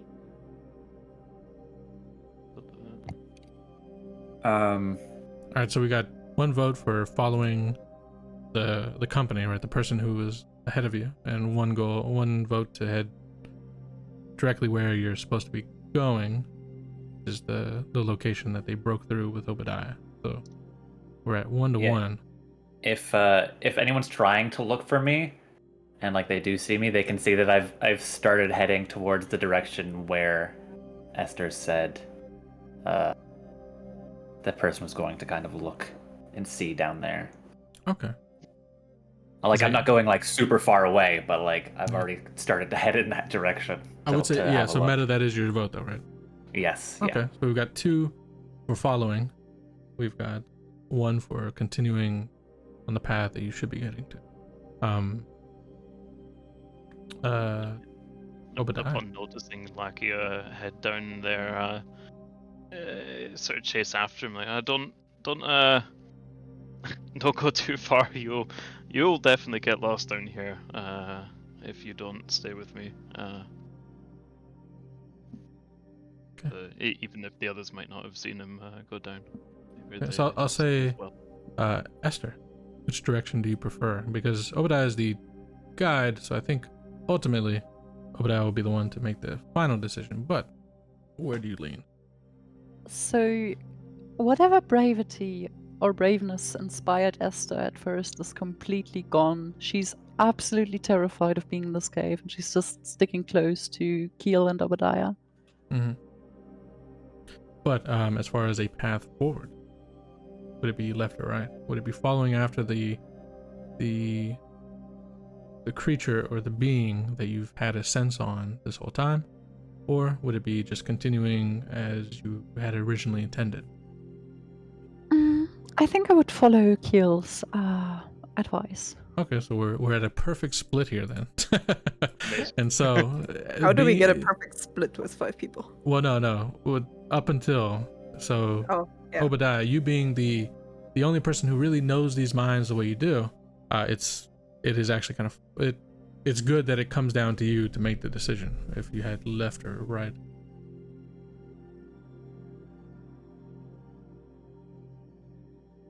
Because ultimately you're the only one who truly knows the way to help others. So the others have to follow you regardless if they tag along.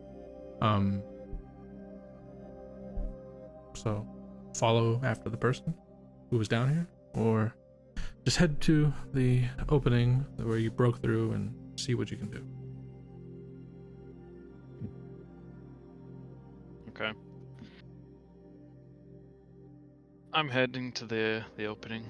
Anyone who wants to get lost in the mines and possibly starve to death is free to do so. Okay. And I'll start heading towards the cave. Okay. Cool.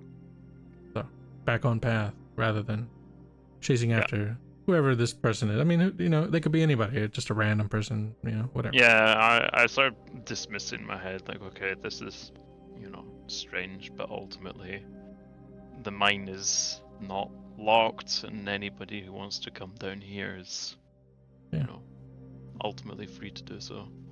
Absolutely. So, I will assume then that even despite wanting to head down that way, Lockie and Avis, 2 of you will probably turn and stick with the guide, right? Yep. Mm-hmm. Okay. All right. So the party does not split, and instead of chasing after this would-be whoever they might be, you decide to stick to the course. A mystery brings peace to our eyes, not blindness. Oh, yeah. I would like to say, however, after this, since we are no longer following this creature, Esther is going to walk backwards, kind of holding on to Keel, and her eyes will be absolutely focused just on the path behind them, because she's dropping her little seeds and she doesn't want to be followed based on them without her knowledge. Okay. Fair enough. Yeah. So you move closer to the rear, right? To see clearly. I'll stay attached to Keel, but I'll just look back. Okay. All right. Fair enough. Yeah, I'm still at the back, trying to avoid any notice of whatever else is in this cave or mine. Yeah, fair enough. Okay. Obadiah, you take lead and continue as 5, heading right and not left. And so, starting to traverse that way.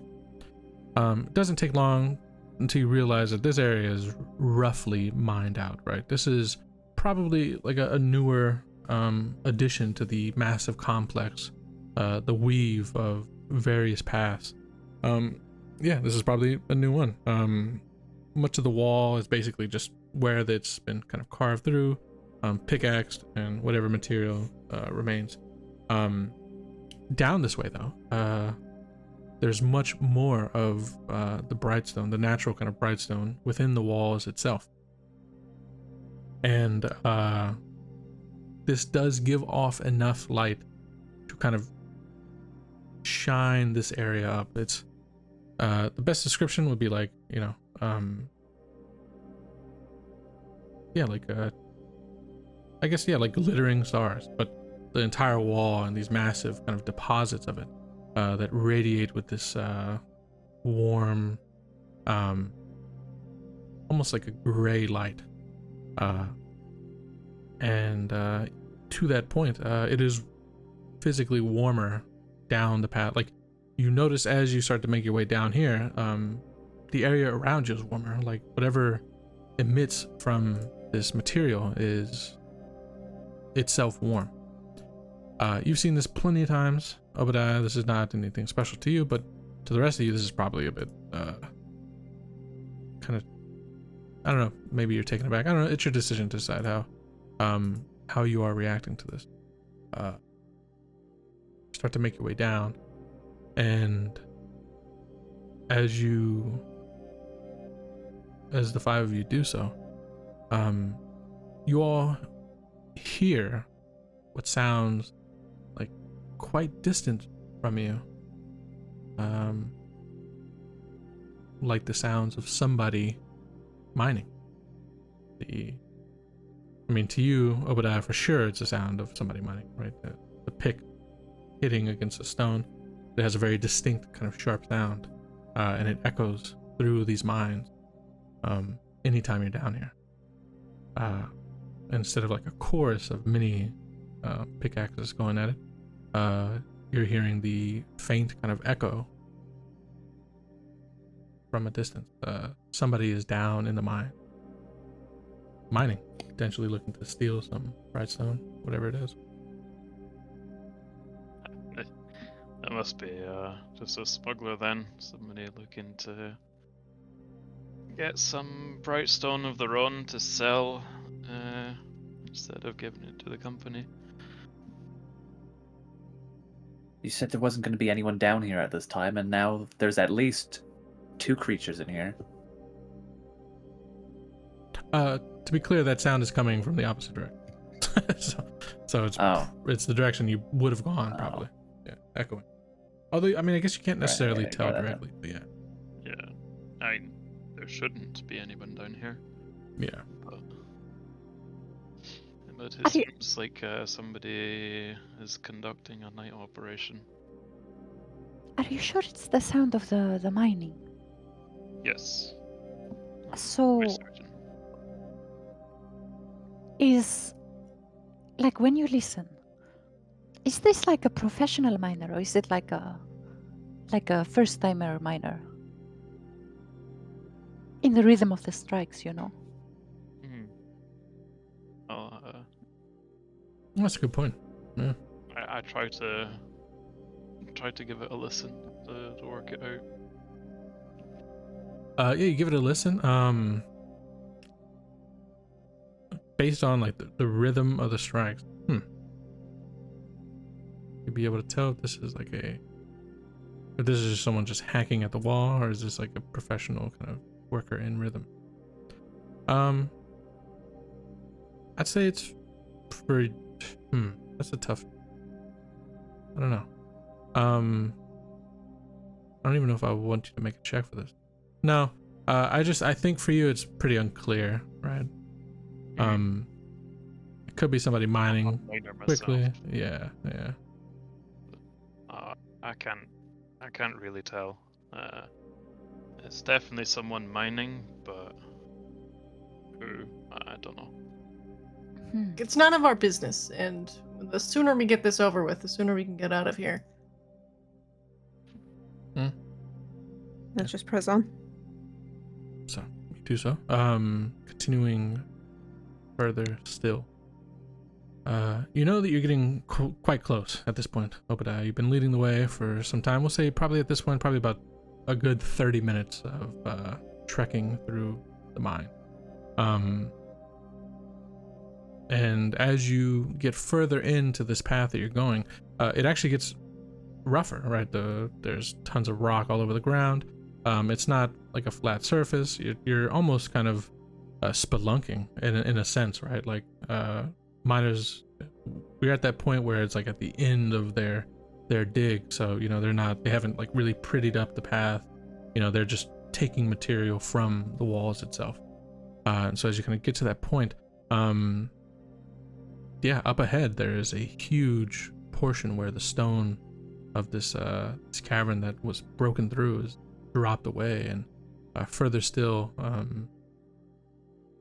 this is where you came through. Now, the last, you haven't been here since, but you've seen portions where the same stuff has happened. There's always been this large kind of built-in barrier to stop any further mining in this direction. Typically, it's built up with pieces of log, right? Like our plank wood and log, kind of just set as a wall. But that has been ripped through. And so where you were expecting to kind of come to this finale point where there's just this this wooden kind of barricade, I guess you could call it, that barricade has been torn through, and not cleanly.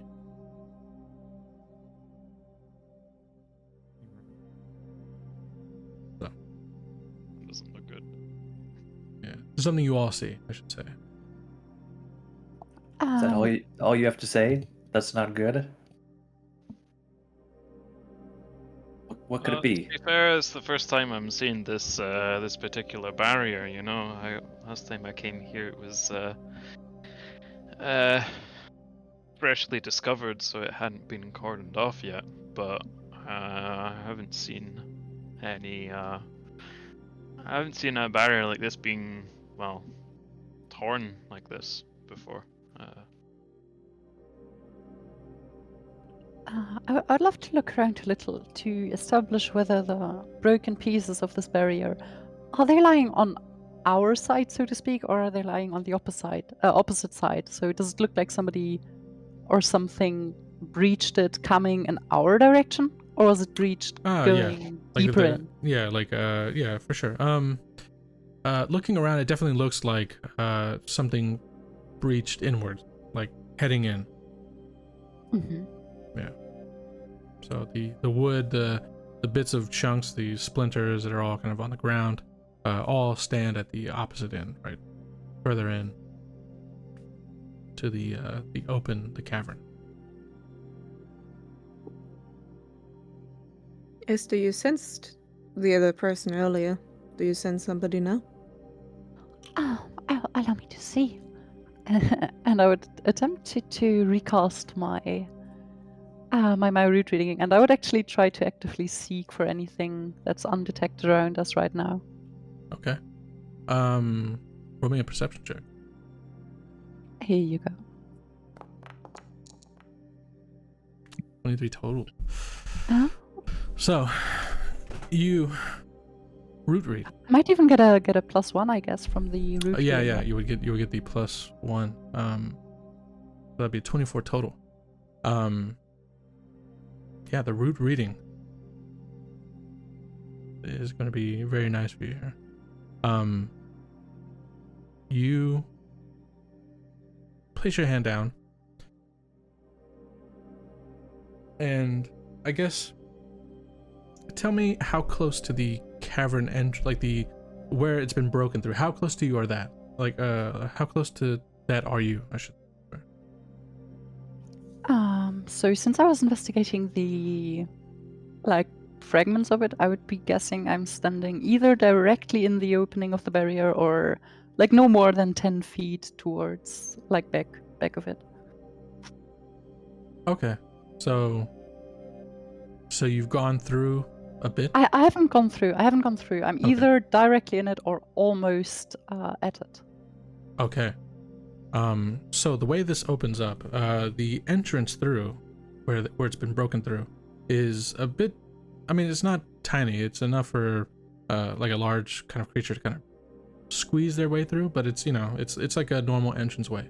But I guess you're close enough that you can see that on the opposite side it rises very quickly. It's like a large opening. It expands out into this large cavern, so to speak.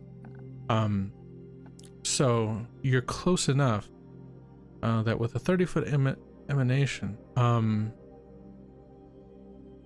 you would detect that there are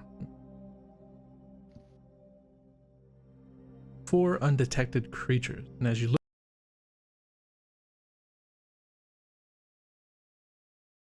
look around, trying your best with your eyesight, you cannot see them. There are I four would- creatures beyond this point. It's further into the cavern. Oh yeah, I would immediately bolt back behind Keel and Evers, and I would grab both of them. And not alone. There's multiple actually, 3 or 4, I would say at least. How many people were with you in Managed. your party when you descended down here, Obadiah?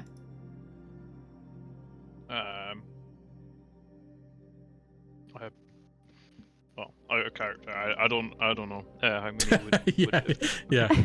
Name amnesia. We'll say there's probably like Just- 20 or so, right? Something like that Yeah. makes sense. Yeah. there were about 20 of us. Is fairly standard for a sighting like this. Well, all I can say is at least 4, but it's. I don't like this, you know. I didn't really see any signs of them go. Like, I don't know. This is uncomfortable. You wanted this job. Yes, and it's still uncomfortable. Well, it's no matter now. We still don't know what they're here for. I was just gonna step up into the broken barrier. Does this look like something she could have potentially broken through herself, or does this look too sturdy? You definitely feel like you could have done it yourself. Yeah. Okay. It's She's not. gonna. yeah. Yeah, she's gonna raise her shield. Is everybody ready for a potential fight? I try to peer further down into the cave. What with having dark vision, trying to see what Esther's talking about. Yeah. Peering further down. You're trying. Further down into the cavern. You wouldn't. I mean, you can roll me a perception check. Yeah, roll me a perception check. Sorry. Yeah. Yeah. Could I as well? Yeah. Anybody who's. I have Taking a dark look. vision as well. Yeah. While they are looking in there, Esther would retrieve from her arm a cape which she has had there for a very long time. And she would look over to Keel and present it to him, saying, Mr. Keel, I have this thing, you know, it's kept me safe a few times. It's like a distraction you can use. And I think you use it much better than I could. And she's going to give you a dueling cape. Which is an Keel will- item that you can Kill will use. probably decline because he already has a method of doing that. Oh. You'll say, yes, it's a parry move. So I always say you should hang on to it if you're that concerned. Oh, I am very concerned, and I appreciate your concern too. So she's going to place it back around her shoulders. Okay. Absolutely. I'm gonna look at Esther and be like, twins, as I get my dueling cape ready. Yeah. Mhm. Fair enough. So you all kind of attempting best. I'm gonna say for Esther and for Avis, you hear the same way you pulled out that cape. You hear like a similar sound, like it as you're pulling it out, Esther. Like you think like you kind of pull it out and it has like that sound of like leather, right? Like the, you know, of the cape itself. You two hear that same sound of like a cape opening. Oh. Is anybody else reacting to this? I say you're the only two that heard that, and it came from beyond the mouth of the cavern. Well, there's no use sneaking around now. Avis is gonna stick the torch into some remnant of the barrier so it kind of gets held up by it, draw the flail, and start slamming it into the shield to cause a bit of a ruckus. Okay. She's still standing in front of the whole group, kind of taking in the choke point there. Yeah, taking in the choke point. And you're standing on the opposite side, so are you refusing to move past it, is what I'm asking. Or are you making it? She's just gonna take a step in there to draw attention. Okay, take a step in. And from above you, you hear this whipping, like a cloak whipping sudden, right? That draws your attention up above, and you're just past the entrance, so you see it above. Like above you is just this wide opening, and you see black shapes, just up ahead, whipping around like black capes hanging, or almost like black flags, waving in the wind. And as that happened, from behind, further down, back in the direction that you came from, the rest of you, all 5 of you, will take in the sound of a loud scream, like agony or fear, echoing through the mine from behind.